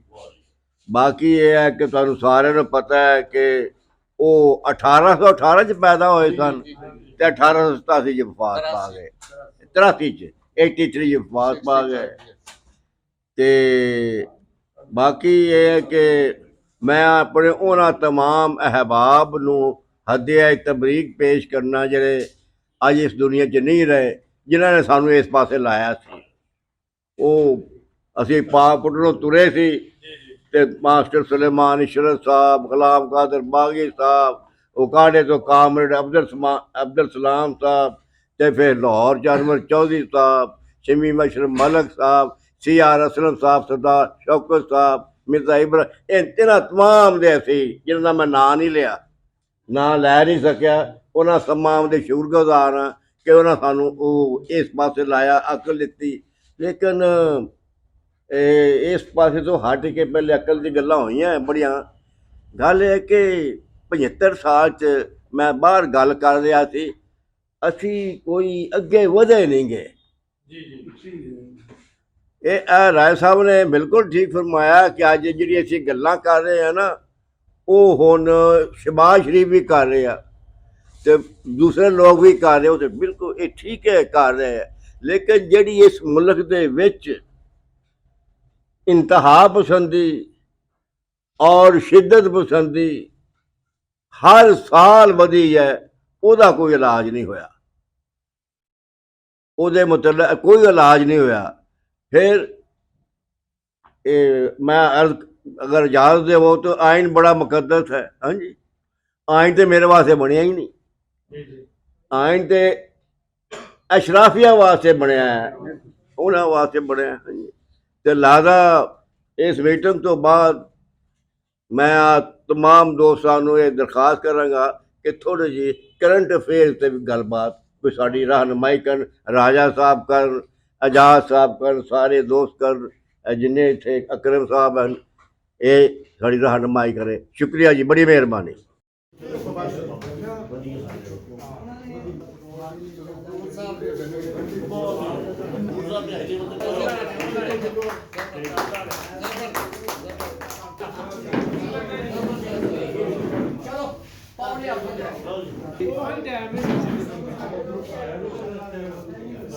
बस बड़ी डिबेट हुई है। ਜੇ ਭੈਣ ਸਾਨੂੰ ਬਾਹਰ ਕੱਢੇਗਾ ਤੇ ਆਪਣਾ ਮਾਲ ਕਿੱਥੇ ਵੇਚੇਗਾ? ਹਾਲੇ ਉਹਨੂੰ ਗੱਲ ਸਮਝ ਨਹੀਂ ਨਾ ਆ ਰਹੀ। ਸਾਡਾ ਜਿਹੜਾ ਹੈ ਨਾ ਜੀ, ਜਿਹੜਾ ਸਾਡੇ ਵਰਗੇ ਪਸਮਾਨਾ ਮੁਲਕਾਂ ਦਾ ਸਨਅਤਕਾਰ, ਉਹ ਤੇ ਹਾਲੇ ਸੋਚਦਾ ਹੀ ਨਹੀਂ। ਕਿੱਥੇ ਹੈਗਾ ਜਿਹੜਾ ਵੀ ਹੈ